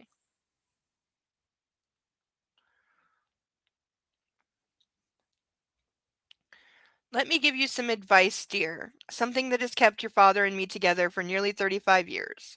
I leaned in closer. You have to be selfish. That sounds like great marital advice. Shit, that's something new, I thought. If you put your happiness first, you will do everything for it to never end. So you will care for your relationship provided that it gives you happiness, that it doesn't exhaust you. Remember, a woman who lives only to make her man happy is always miserable. This is true. You'll only feel held down, and that will make you complain. Men don't like a woman. Men don't like women who complain.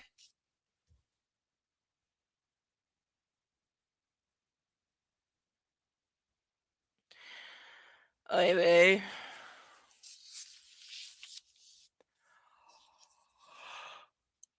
Ugh. Ugh. Yeah, and even those who don't use makeup. I agree. God forbid. Even if you're alone, you have to care about yourself for your own sake, she said. See, there's like almost pieces of good advice in there, but then it's just all wrong. My mother was an expert when it came to that. She'd always had impeccable hair and makeup. Her whole demeanor said, I have been born to shine. We got drunk that afternoon. I liked to do that with Mom. She got a lot funnier when she was drunk and a lot less stuck up.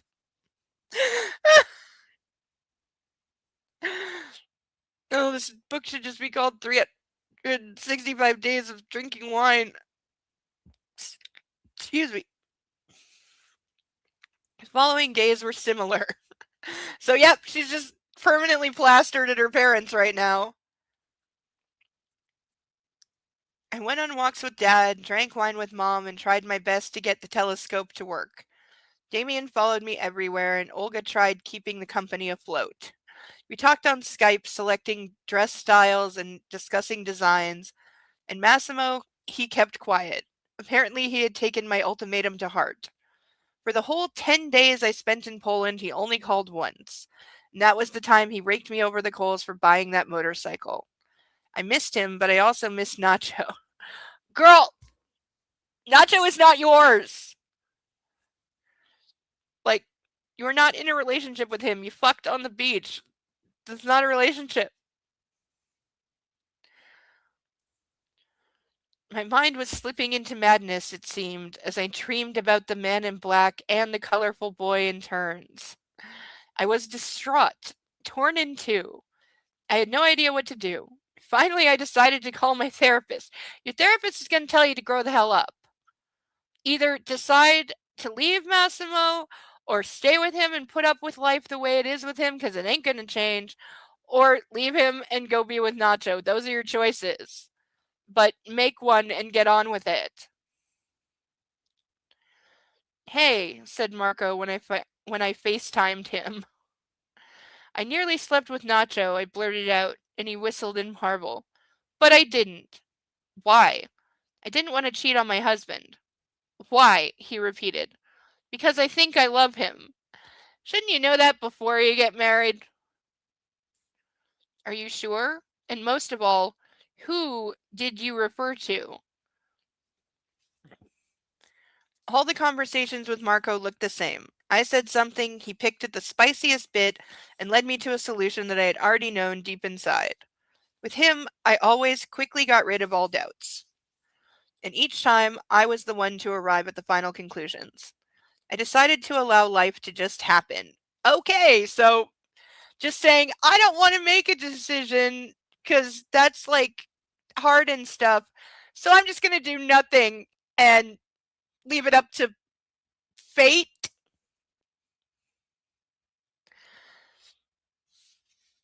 That's not a good idea. I would distance myself to observe its flow. There was no sense in trying to impact things. Yeah, God forbid you should have agency in your own life. I needed everything to pan out on its own. I was ready to accept whatever fate had in store for me. Because at least in theory, each resolution was good. Since when? This makes no. No, this is getting dumber. I didn't think that was possible, but it's getting dumber.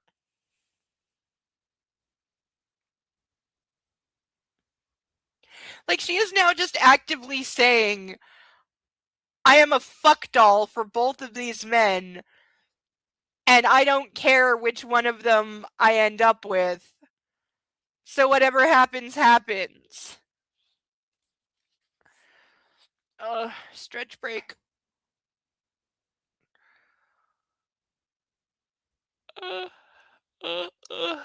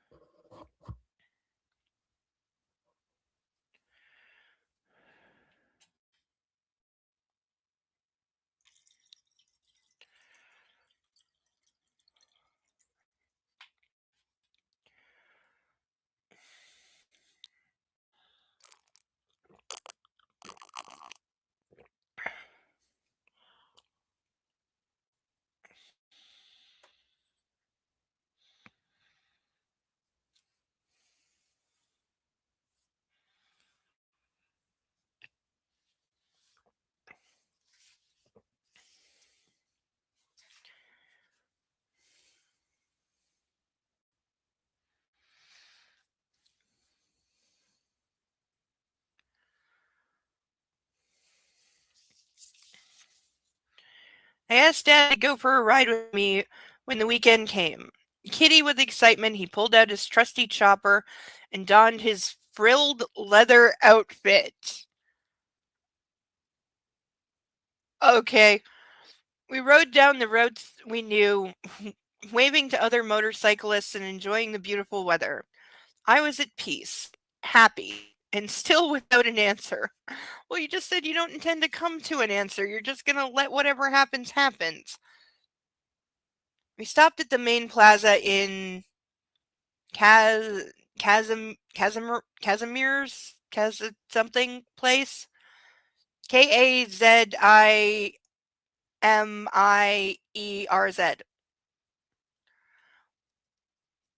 took my helmet off and shook my head to free my hair. It spilled over my shoulders. Everything played out like in the movies. The only thing that wasn't there was the slow motion.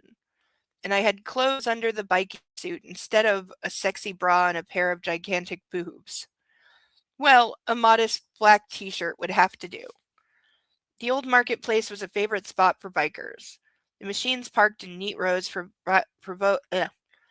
provoked tourists to disregard the historical monuments all around them, instead snapping quick photos of the beautiful motorcycles. Press X to doubt. Like the old days, Dad said with a nostalgic smile, wrapping his arm around me. Lemonade? He pointed his chin at our favorite bistro by the plaza. I nodded and he led me there. With his arm around me, we must have looked like a rich sponsor and his pretty mistress. Okay, that is a creepy thing to say about your father. But I didn't care about the snide looks of young men following us inside. How are you managing with Mom? I asked, sipping on my beverage. I can't stand her for more than 2 days in a row, and we've been together forever. Honey bun, he said with an affectionate smile. I love her, so if I coped with her when she was pregnant with you, what's a little menopause? All of the ick? Okay, why people gotta keep being loud in the hallway?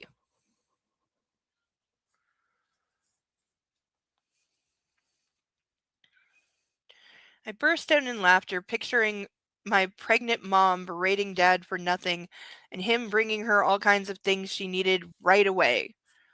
I like spending time with my father. He was unobtrusive and a good listener. But he was also an equally good talker. That meant I didn't have to keep up the conversation.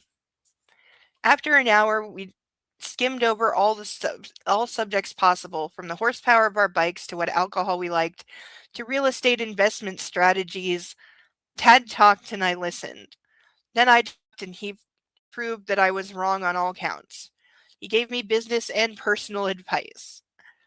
You know, honey, the main target in a business such as yours should be profit. Okay, I'm sorry. If you have to tell someone who is in business that the goal of any business is to make profit, you should not be in business. And now I'm thinking about Ferengi. If you know, you know.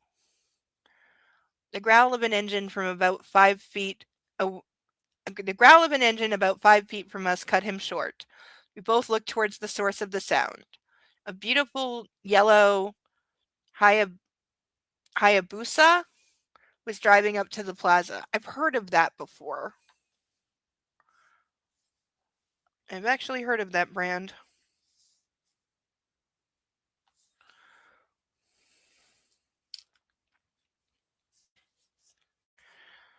Was driving up to the plaza. I moaned in envy seeing the incredible bike. I'd always dreamed of one, but I'd never had a chance to sit on one. Then why didn't you buy one? The driver killed the engine. Who do we think this is? Is this Nacho or Massimo? Because it's gonna be one of them. So who do we think it is?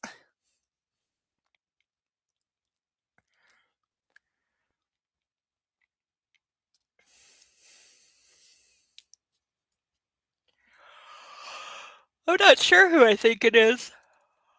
It's definitely one of them.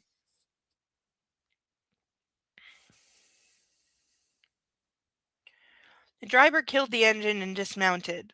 Entranced, I stared at the yellow marvel. The man in the black suit took off his helmet, hung it on the handle, and turned our way. My heart practically exploded and my body tensed. I stopped breathing as Nacho walked over. Okay, so it's him.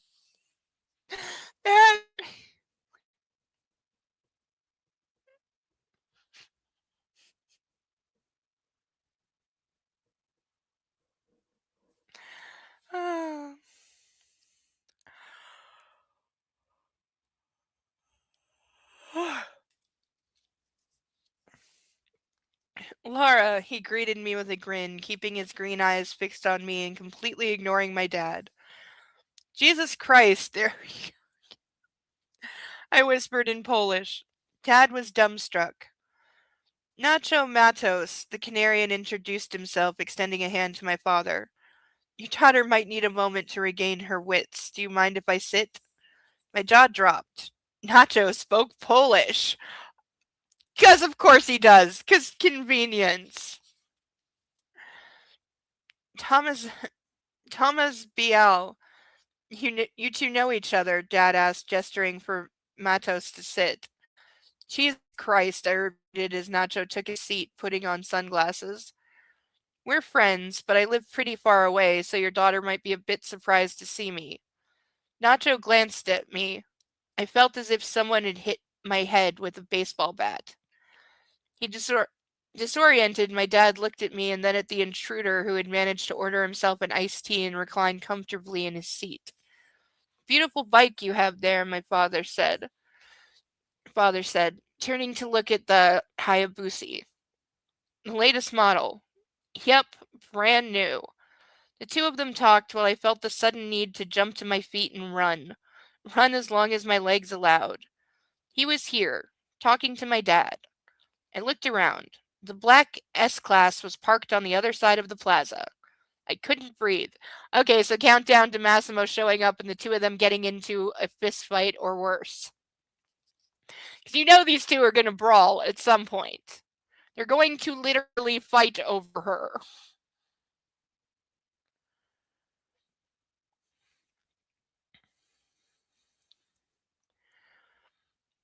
I'll be back, I barked, heading towards Damien. I had no idea if he knew who Nacho was or what my husband had told him to do when he saw me with other men. I went for a bluff. So her husband just has standing instruction. If any other man gets near my woman, I'm gonna go with shoot him. Hey, warrior, I said as he rolled down the window. Do you want something to drink? Want me to get you anything? I have everything I need right here. He nodded at the bottle of water by his side and chuckled. Who is that guy? I turned around and glanced at our table. Both men were discussing something animatedly. The yellow pike, I guess. Dad's buddy. I shrugged and sighed with relief. Damien seemed not to know who Nacho was. Nice bike he's got. He nodded in appreciation. Yeah, I like it too. I agreed and spun around to get back to the table. If you need anything, just give me a call.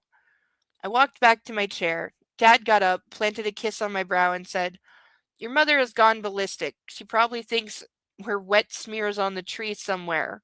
I'd better go and calm her down. Okay, what did Nacho say to make him go away? He turned and shook Nacho's hand. It was nice to meet you. Remember about lubrication.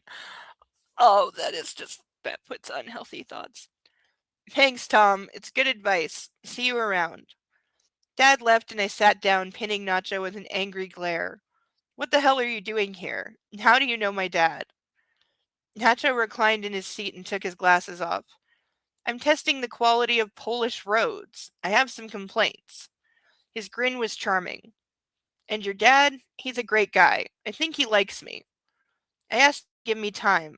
Massimo got it. And you? And the fact that he got it made it possible for me to travel to Poland. You have no guards with you, B. Did we ever get an explanation for why he's calling her B? Not counting that numbskull in the Mercedes. He lifted his brows. Last time you left me and disappeared. My eyes teared up at the memory of him leaving me completely alone in that doorway. You told him to leave you alone! Nacho sighed and dropped his head. His fists balled. I was afraid he'd punish you again. That I would have and I would have had to kill him. He raised his eyes. His stare was cold. And then I would have lost you. Why are we talking in English? I changed the subject. It wasn't a good time to talk about Massimo or me. When did you learn Polish? He leaned back and crossed his arms behind his head, smirking. Jesus, how I love that. I know a lot of languages, but you already knew that. He looked at me closely. You look gorgeous in this suit. He licked his lips, and I felt another slam of that baseball bat on the back of my head. How was I still conscious? Phrasing? Don't change the subject. When did you learn Polish? I don't really know it, he admitted, leaning over the table. I've been learning it for 2 years. I started taking a real interest in it around 6 months ago. He sipped his iced tea and sent me a playful look. He was making fun of me. You're unbelievable. I didn't want to give in, but it was stronger than me. I smiled back. Why did you come? I asked, my voice growing less severe. I don't really know, he shrugged. Maybe I wanted to watch you piss your husband off. He was amused. Or to see you start living your life. I'm proud of you, B. I really, where did the B come from? It feels like something got cut out. He leaned in closer. You're fulfilling your needs. You're doing what you want. And you're looking happier by the day. He pulled back again and put on his glasses. Want to race? He asked out of the blue. And I burst out laughing. I shook my head. You're joking, right? That beast of yours has to have at least 70 horsepower more than mine. Besides, if you had the limiter taken off, you can go twice as fast as me. Not to mention you're probably a better driver.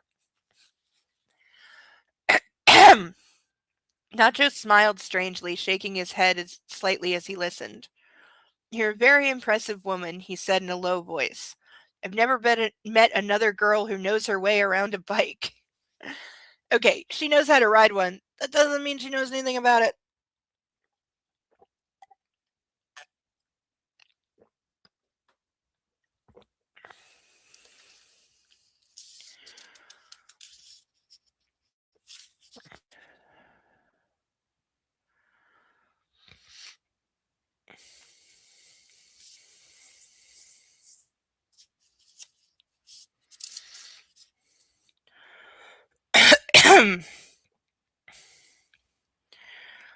Nacho smiled strangely, shaking his head slightly as he listened. Oh yeah, around a bike. You're pulling my leg, I replied, pretending to be offended. I've always dreamed about riding that beast of yours, so don't provoke me. That was easier than expected. You've just told me you've always dreamed about me. His lips were parted and his eyes were wide open. That's when I realized what I'd said might have sounded. I felt a tingling in my stomach. I raised my eyes, meeting his stare, and tried stemming the tide of desire that crashed over me. Oh, how I dreamed about him taking me on that yellow bike. Or at least about him taking me in his arms and kissing me. I also think doing it on a motorcycle would be very. That does not sound fun.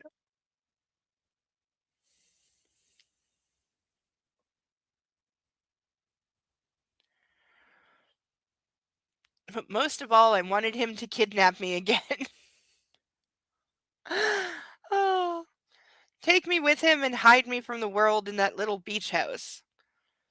Lara, he said when the silence stretched. Come. He reached out with a hand and pulled me gently along. Put on your helmet, he said. His own black helmet slid over his head, obscuring his eyes with the dark reflective surface of the visor. Mounting his bike, he offered me a hand and helped me onto the vehicle. I glanced at the nearby Mercedes. Damien, clearly disoriented, started the engine and was doing a U-turn. The four-cylinder monster beneath me woke to life with a growl. Nacho put my hands around his waist. As I hooked my fingers, the motorbike launched forward. Okay, so they're just leaving her bike there, like, as I launched forward, I felt a fluttering in my stomach. The butterflies inside spinning in a frenzy as the Hayabusa rode along the narrow streets to reach a straight, smooth road outside the small town. Turning my head back, I noticed Damien following us, overtaking other cars. The enormous S-Class had no chance to reach our nimble motorcycle. Half a minute later, we were alone. I pressed my head against Nacho's wide shoulders and drank in the experience. He slowed down and put a hand on my intertwined fingers and squeezed, letting me know he knew I was there and was grateful for it. A dozen miles more and he turned into a forest and stopped. You know, most motorcycles don't do like off-roading very well. How he knew places like this, I didn't know, but he brought us to a house by the lake, hidden in the dense foliage. The engine growled one last time and then went quiet. Do you have your phone? Nacho asked seriously, getting his helmet off. No, I left it in Dad's panner, I replied, freeing my head too. Are there any other transmitters on you? I turned He turned my way. I shook my head. Good. Then the night is ours. Yeah, this isn't gonna go over well. Also, I'm betting there are transmitters she doesn't know about.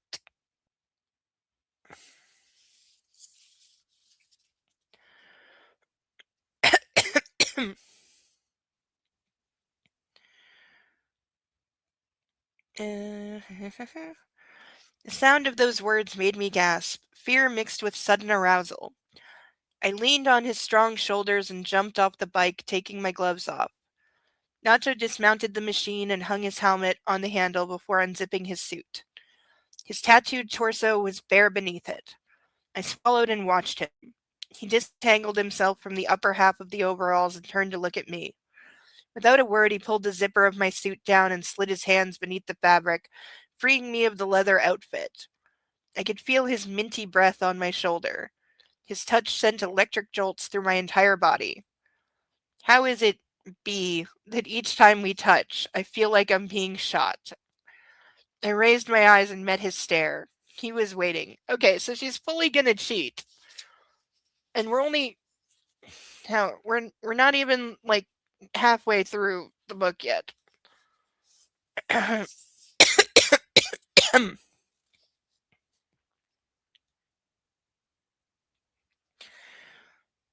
His tanned skin was covered with a sheet of sweat and his moist lips invited a kiss. I feel it too. I breathed as we froze inches from each other.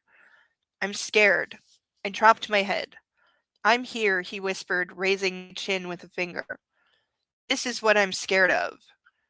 His hand slid to my cheek. His thumb hooked under my jaw and raised my head a bit more. I was closing in on his lips. There was no sense in fighting. I didn't want to run or defend myself. My mother's words reverberated in my head like a mantra. Be selfish. Do what makes you happy. Which is such terrible marriage advice.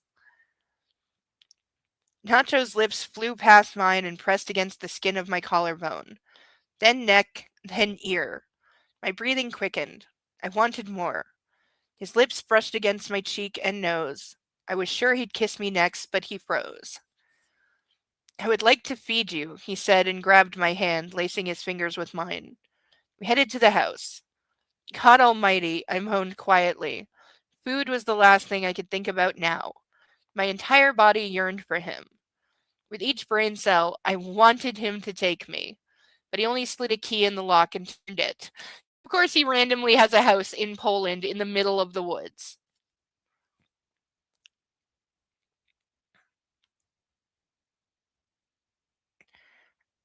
Opened the door for me and gestured for me to go inside. I took a look around. I heard the door lock again. Stopped breathing. Here you go, Nacho said, passing me a phone. Call your parents and tell them you won't be coming home for the night. He left me and disappeared down a long corridor leading to the kitchen. I stood rooted to the spot thinking about my options, but most of all about how I'd explained to my mother that I didn't intend to show up at dinner tonight. I turned and passed through the first door I saw. It led to the living room. The walls were olive green. Ugh. There were brown leather couches in the room, perfectly harmonizing with the large fireplace and the deer antlers on the wall. Okay, so I utterly hate the design of this place, because wow, does that sound ugly. And there was also a large table surrounded by heavy wooden chairs, soft burgundy cushions. Ew! Olive green walls and burgundy cushions? Ew! Ew! The place was a luxurious cabin. After a short talk with Mom and another million lies, I put the phone down on the stone kitchen counter and sat on a bar stool. I left the I left the bitch on the main plaza. What? Nacho spun around. There was a pan in his hand. He sent me a quizzical look. My bike, I explained. I left it parked in the market in town. No, he replied with a smile. I never travel alone, B. Maybe I'm not as ostentatious as Torricelli, but my people go where I go. Your bitch, he snorted, is in a parking lot near your parents' house. Okay, so he had somebody move her bike. How did he do this without the keys? Or did he steal the keys?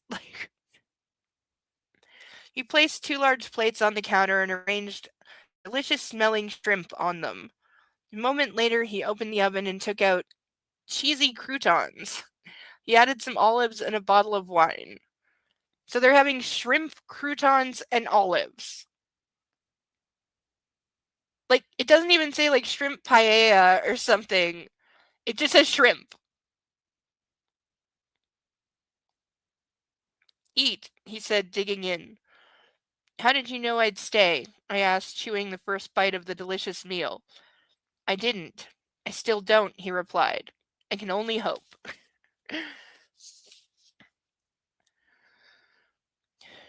He lifted his eyes and I saw there was fear in them too, just like mine.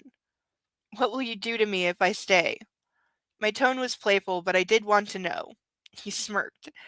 So she has just given up any chance of having agency of any kind or a say in her own life or free will or, thoughts. I'll give you pleasure. That's not creepy at all. He froze with the fork midway to his mouth and looked at me.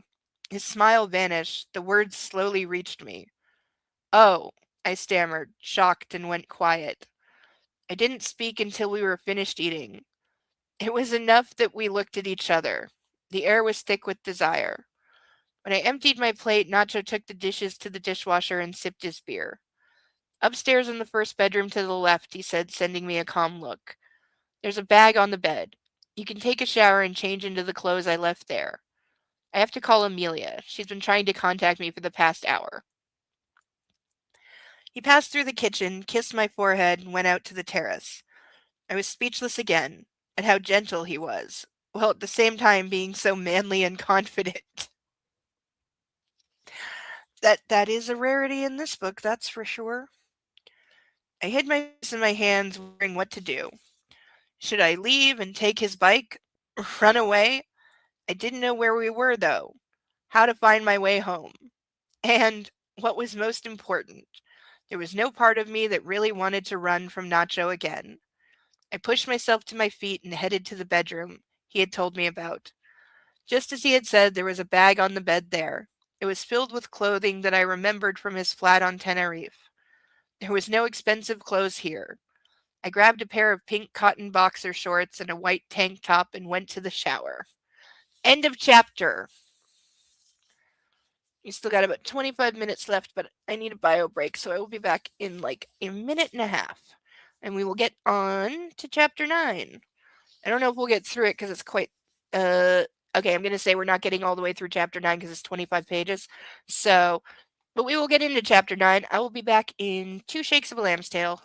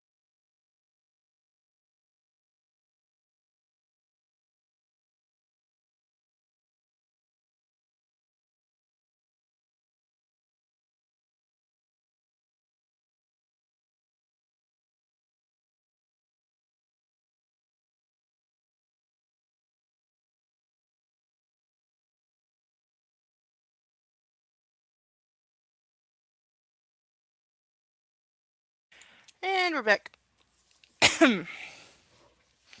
Puppy's curled up on the couch.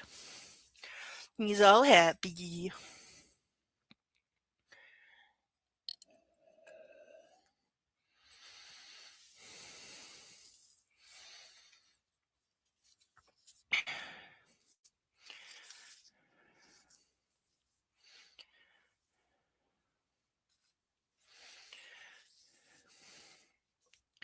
All right, last chance to sponsor a duck or buy a girl and drink because we only got about 20 minutes left.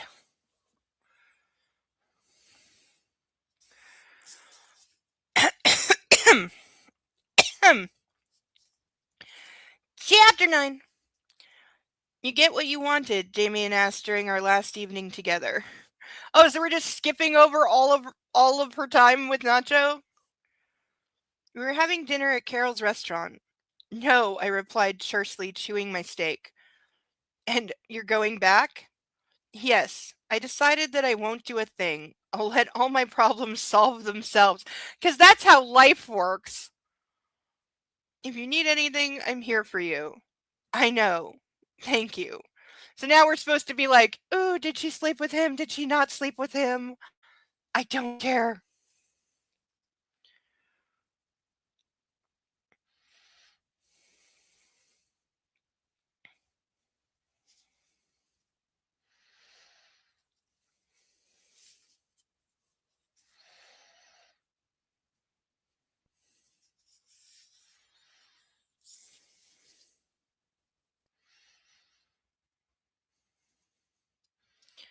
Uh, I know, thank you. I briefly pressed my head against his muscular shoulder. He wagged a finger at me in response. It was 11 o'clock when I stepped aboard the miniature flying death trap they called a private jet. Slightly dazed with sleeping pills. Girl, you need a better solution here. You're obviously going to be flying quite a bit. You really need a better way to cope with your plane anxiety.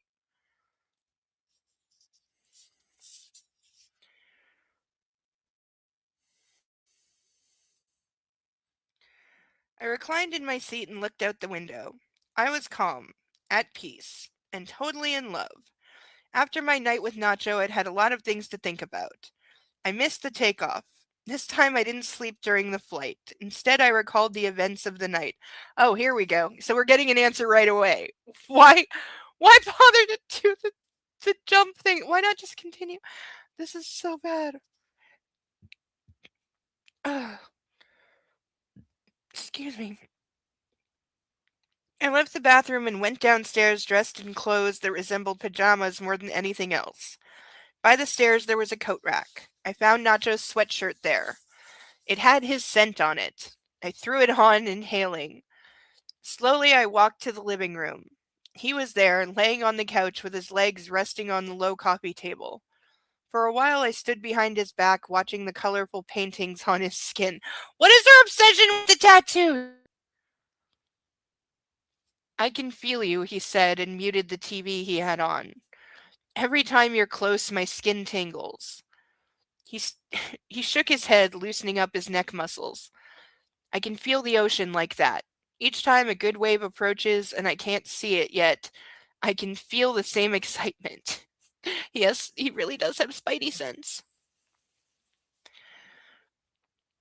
He took his legs off the coffee table, pushed himself up, and turned around. I was standing by the wall with my legs crossed. My hair was tied in a loose bun. His sweatshirt was too big for me. Only the tips of my fingers reached the ends of its sleeves. He'll never be more beautiful than now, he breathed. He walked over unhurried. I felt a wave of overpowering fear. Nacho's torso was bare. He only had on a pair of thin, loose sweatpants. His bare feet practically touched mine as he stopped an inch from me. We looked into each other's eyes, but neither of us knew what to do next. Come to me, he said quietly, slipping his hands over my buttocks and pulling me closer, lifting me into the air. That's not really consent. I wrapped my legs around his hips and allowed him to carry me to the kitchen counter in a few long strides. Nobody has sex in a bed in this. Nobody.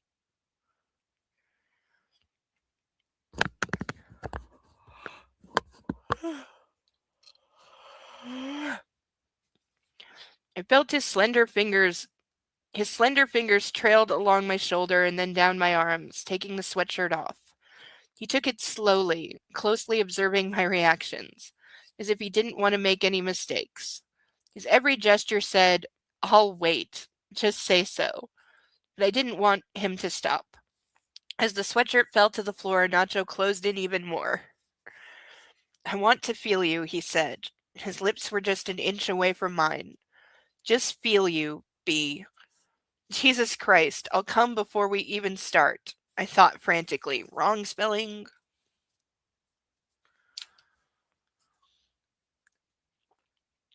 As his low voice vibrated in my head. He hooked his thumbs under the hem of my top and started pulling it up, revealing my midriff, ribs, and then breasts. My breathing quickened. I was a bit panicked, but his gleeful green eyes pinned me with an intense stare, which calmed me right down. I don't think that would have that effect on me. I lifted my hands from the cold counter and raised them above my head, allowing him to take my top off completely. As it hit the floor, Nacho was so close I could feel his skin on mine. He didn't look down. He didn't need to see me, only feel me. His hand slid under my ass again and lifted me up. I pressed myself against him. Oh God, he breathed, taking my head and pulling it to the crook of his neck. I can feel you.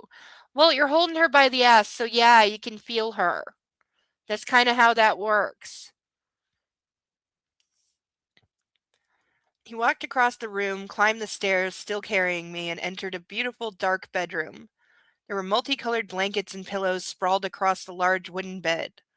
Nacho knelt and gently put me down, never pulling away, keeping our skin in contact. My heart was racing. My breath caught in my throat. Oh, how I had dreamed of him doing exactly that. He spread my hands to the sides and laced his fingers with mine. His green eyes watched me. His tongue flicked out, licking his lips. I couldn't take it any more. Lifting my head from the bed,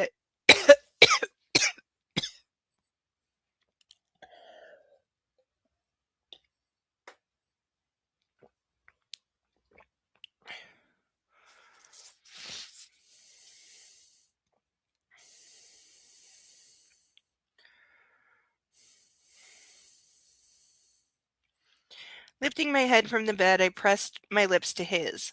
Then I freed my hands and pressed them to the sides of his head, pulling him closer. I wanted him now, and I was greedy.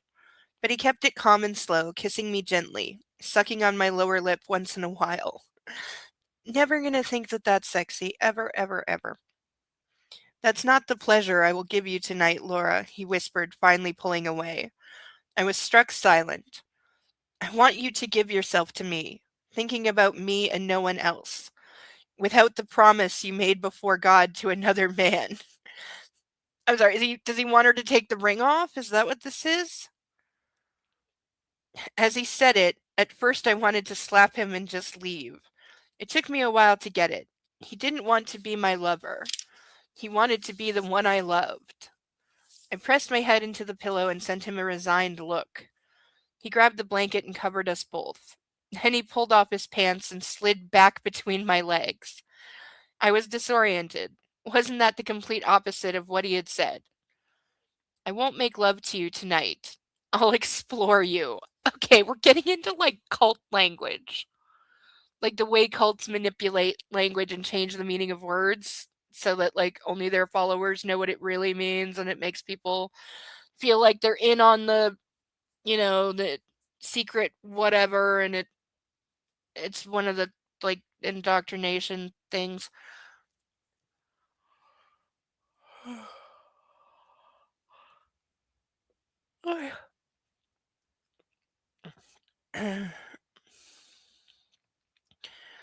My hand slid down his back and stopped on his buttocks. He had boxers on.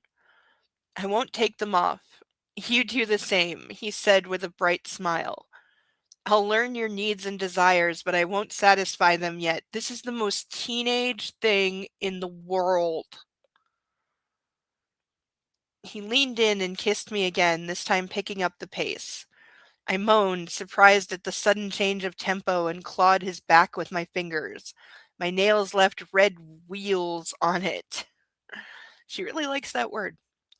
I can see you like it rough, B, he whispered and bit my lip. I rubbed against his throbbing erection.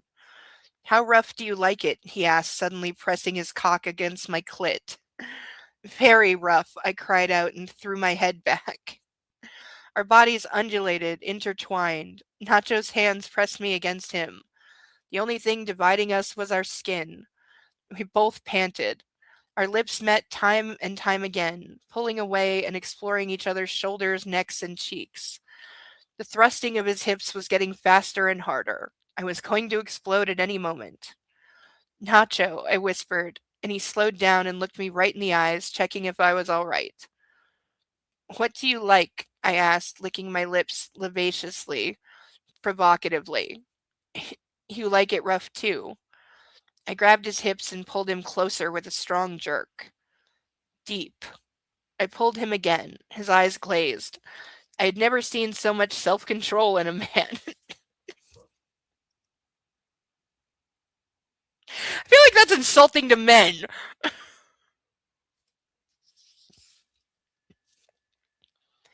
It was turning me on, but at the same time, it was a challenge. She's like getting offended that he hasn't like just taken her like she's an object. My right hand released his buttocks and slid beneath my cotton panties. Oh God, I was so wet. The fabric was practically translucent on me. For a short while, I played with myself, keeping my eyes on his. Then I pulled my fingers out and slid them into his mouth. Taste what you're missing out on. Nacho closed his eyes and sucked, licking my fingers. He moaned. Then he pressed his lips to mine, and his hips resumed their thrusting. He made love to me, hard and passionate. Only, he wasn't inside me. Though truth be told, he didn't really have to be. I could nearly feel him. Yeah, this doesn't count as not cheating just because of, like, a very minor technicality. Still cheating. Christ, he breathed and stopped, putting his face in the crook of my neck. I dreamed of licking you whole, caressing every inch of your sweet cunt. God, it smells good. He purred again and shivered. I love it and hate it, the power you hold over me. Suddenly he pushed himself up and looked at me playfully. I need to go to the shower. But you took one a moment ago. I narrowed my eyes.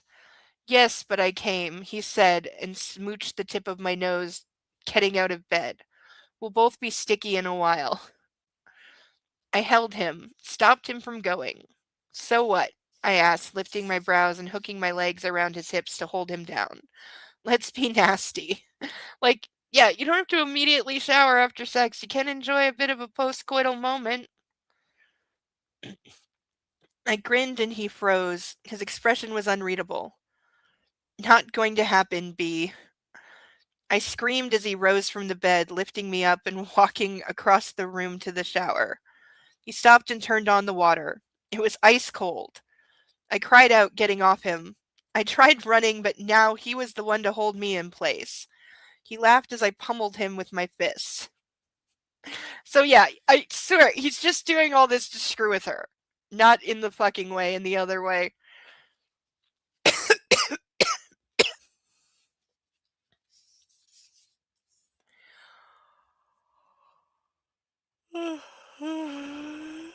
Hey, let me go, you psycho, I cried. At the same time, I couldn't stop laughing, even though the freezing water was taking my breath away. We both need to cool down. That might not have been the worst idea, but in order for it to make sense, we showered with our backs turned to each other. I left first and wrapped myself in a bathrobe, glancing at his tattooed butt. I won't turn around when you're there, he said, tilting his head.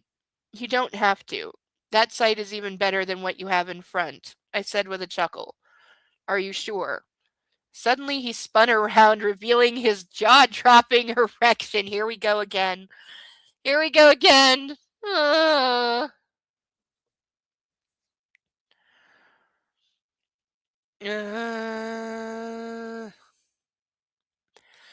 opened my mouth at the sight of the straightest and most beautiful cock I had ever seen. Isn't that what she said about her husband, too?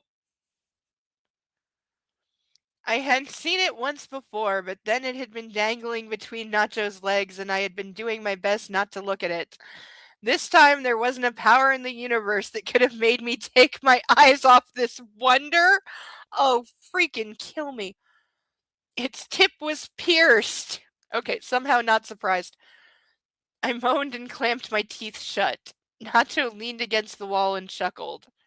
You were saying, he asked as I shook off my shock. I think that in your mind you're already kneeling, aren't you? Wow! Oh my god.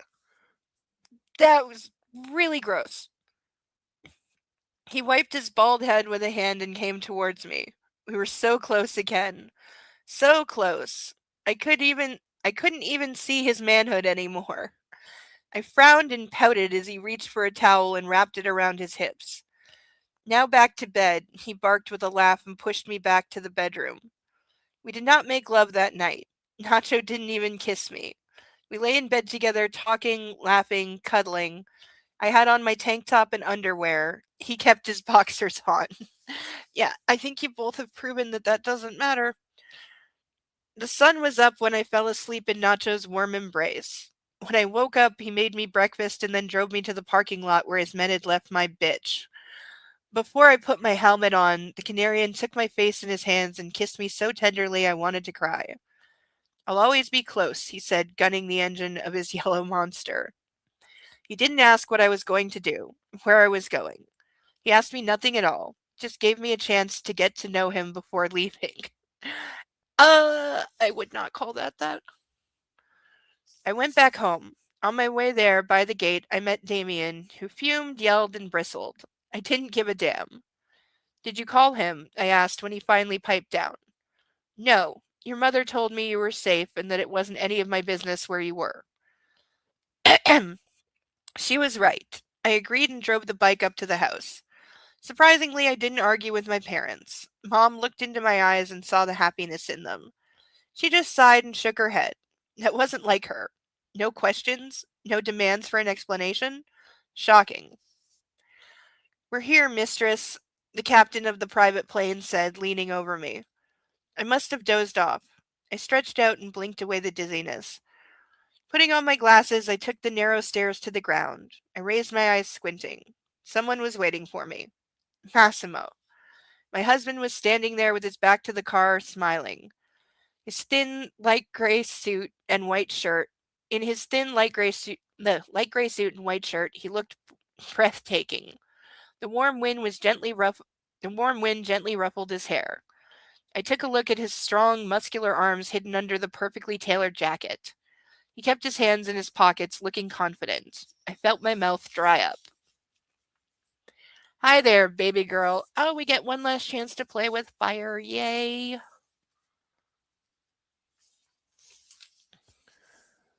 I'm looking for a good place to stop. Yeah, it's going to be like random moment because there's no page breaks.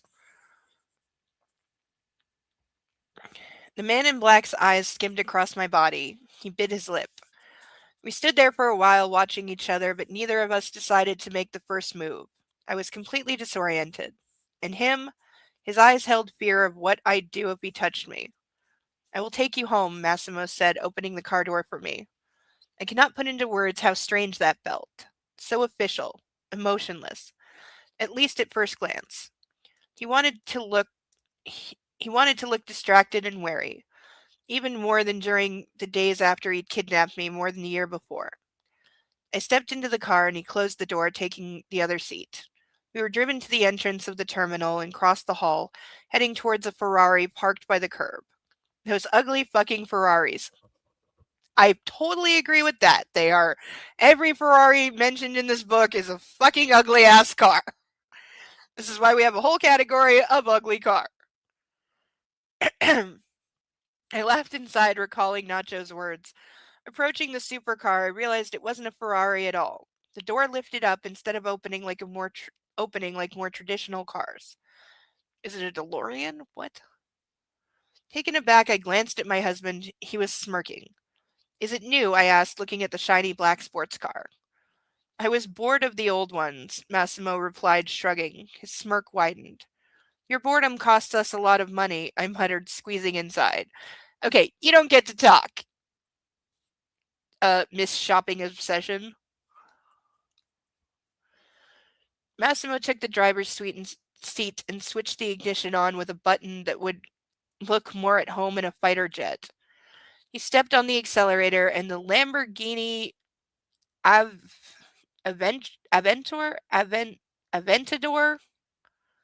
I'm pretty sure they made up a word.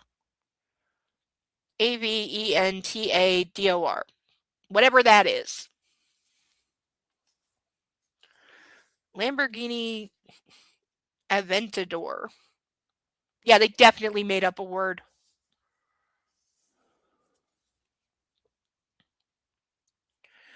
And what do you bet? It's a really ugly car.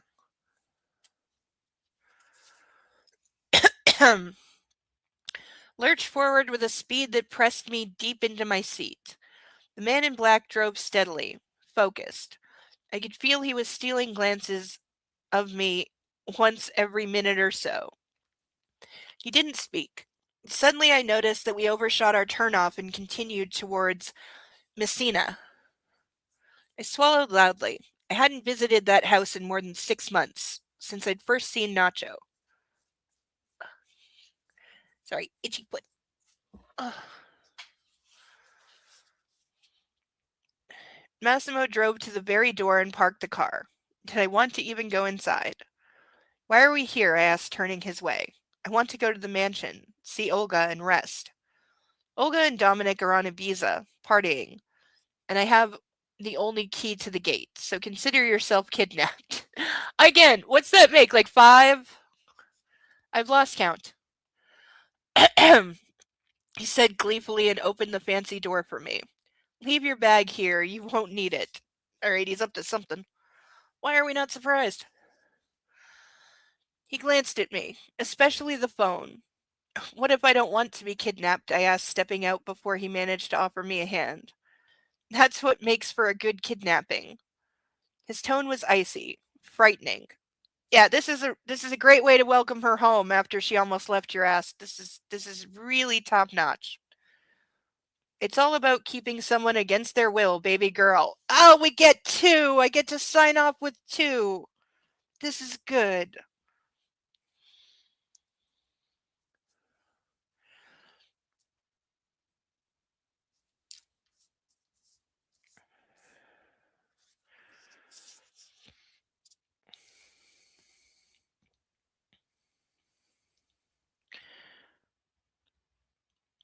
He planted a delicate kiss on my forehead and entered the house. I stomped my feet in frustration and cursed in Polish, but followed. The interior looked different than I remembered. Without the great Christmas tree, it was even more spectacular. Massimo tossed the keys on the kitchen counter and grabbed a bottle of wine. Someone's waiting for you. He planted 2 glasses and kept his eyes trained on them, snatched a corkscrew from the tabletop. In the living room, he added with a little smile. Curious, I went through the kitchen to the place I had only associated with fucking before. That would be everywhere. And stopped suddenly. On a big pillow by a wooden table stood a dog. I don't want them to have a dog. I feel like something bad is going to happen to the dog. Why is there a dog?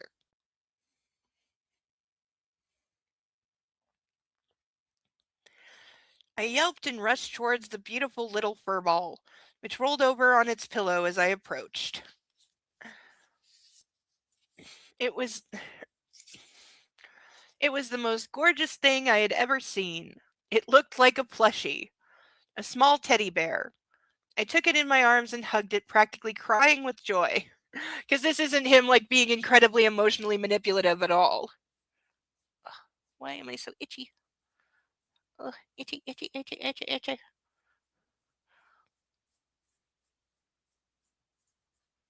Ugh. And also, how is she gonna feel about the dog the first time it eats one of her Givenchy boots? Huh? Because that's what puppies do. They chew everything. But they especially like shoes.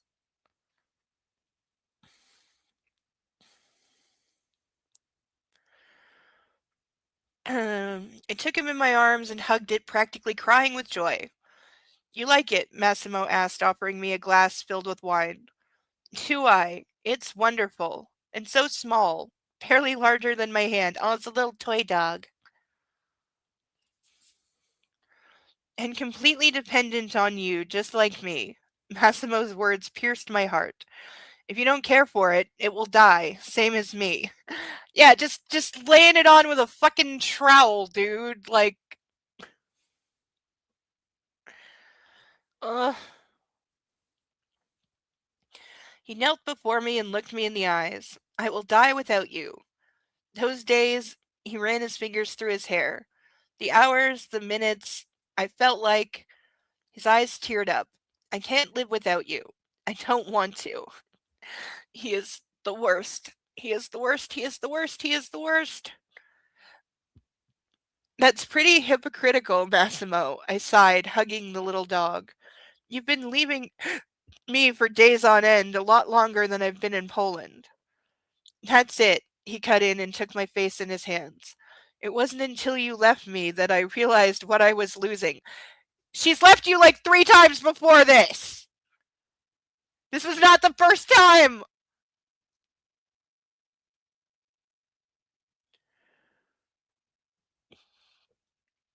It wasn't until you left me that I realized what I was losing. When I had no control over you. Yeah, full fucking shit you had no control over her. Fuck off with that. When I couldn't just have you, it struck me just how important you are to me. The most important thing in my life. They're married for like 6 months. He's just getting there.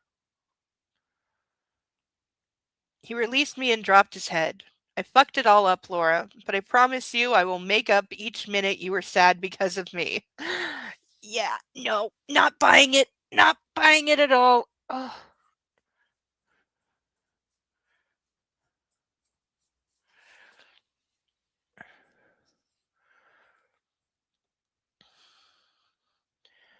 I watched his resigned expression in his sad eyes. There was no trace of the man I had left. No brutality, no anger, only sadness, affection, and love. So, in other words, he's like radically overhauled his entire personality. Usually that's like a warning sign. I put the little white dog down and sat in Massimo's lap, hugging him. He pulled me closer as if trying to hide from the world in my embrace. Do we think the dog is in the movie? His arms tightened around me so hard I felt he had every muscle tense.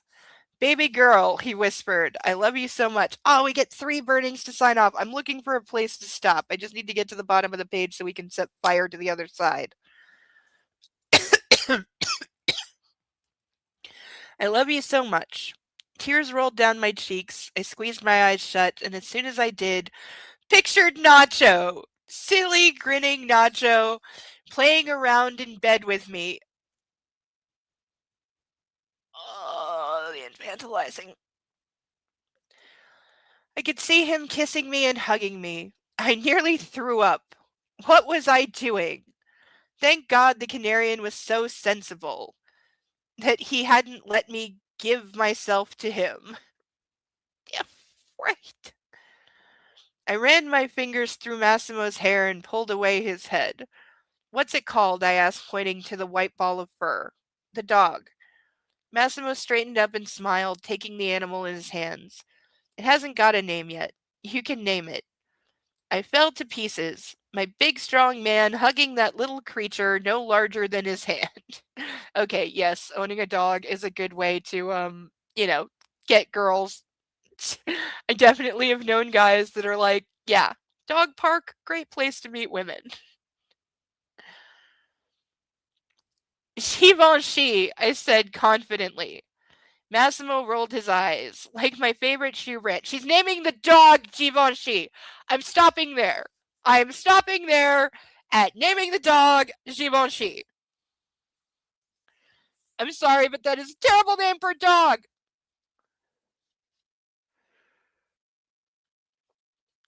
All right. Wait, let me put a line so I know where we's at. We are at terrible name for a dog.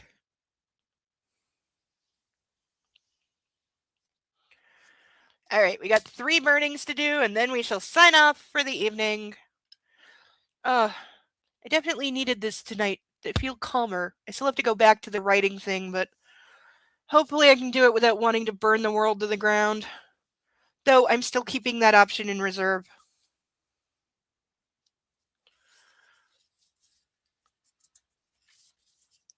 Alright. You got 3 times to play with fire. So here's the first. Oh, and I forgot to mark. Damn it. I forgot to mark down the baby girl counter, which is now, by the way, baby girl is now like more than double everything else on our burn list. So it's made up for lost time.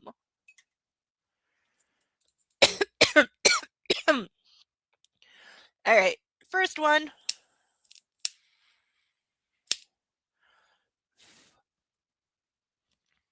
See, that time it didn't go whoosh. Alright, second time.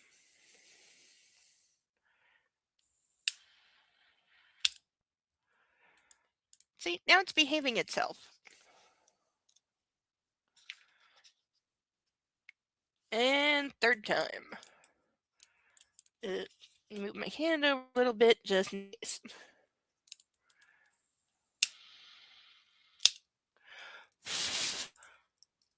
See, that time it went whoosh. Why does it do that sometimes?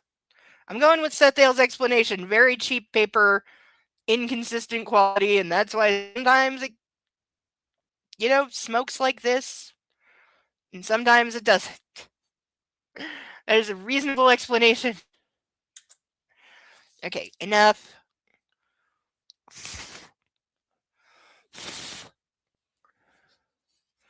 All right. So that is where we are leaving off. Actually made more than page count. We actually went over by quite a bit. So we did good. We caught up for last time.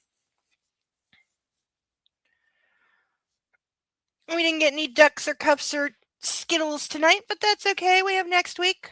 Next week is our birthday live stream. It is not actually on my birthday, but it is as close as we're going to get. Let me see. When is my birthday? My birthday is Sunday. So we'll be off by one day. Actually, once we get to midnight, it will actually be my birthday. So we got that. So I am trying to get a kitten. I've decided yes on getting a kitten. So in the next week or two, expect something small and furry to be joining me other than Bo. Gotta get litter box and kitten food, and then of course the actual kitten. But that shouldn't be too much trouble. Kittens are usually pretty easy to acquire. Especially here. There's a lot of kittens. So hopefully I will be able to find a little fuzzy black void baby. Don't know what I'm going to call it yet. I don't have a name yet. But something will come to mind once I see the kitty. I always have to see a pet before I can come up with a name for it.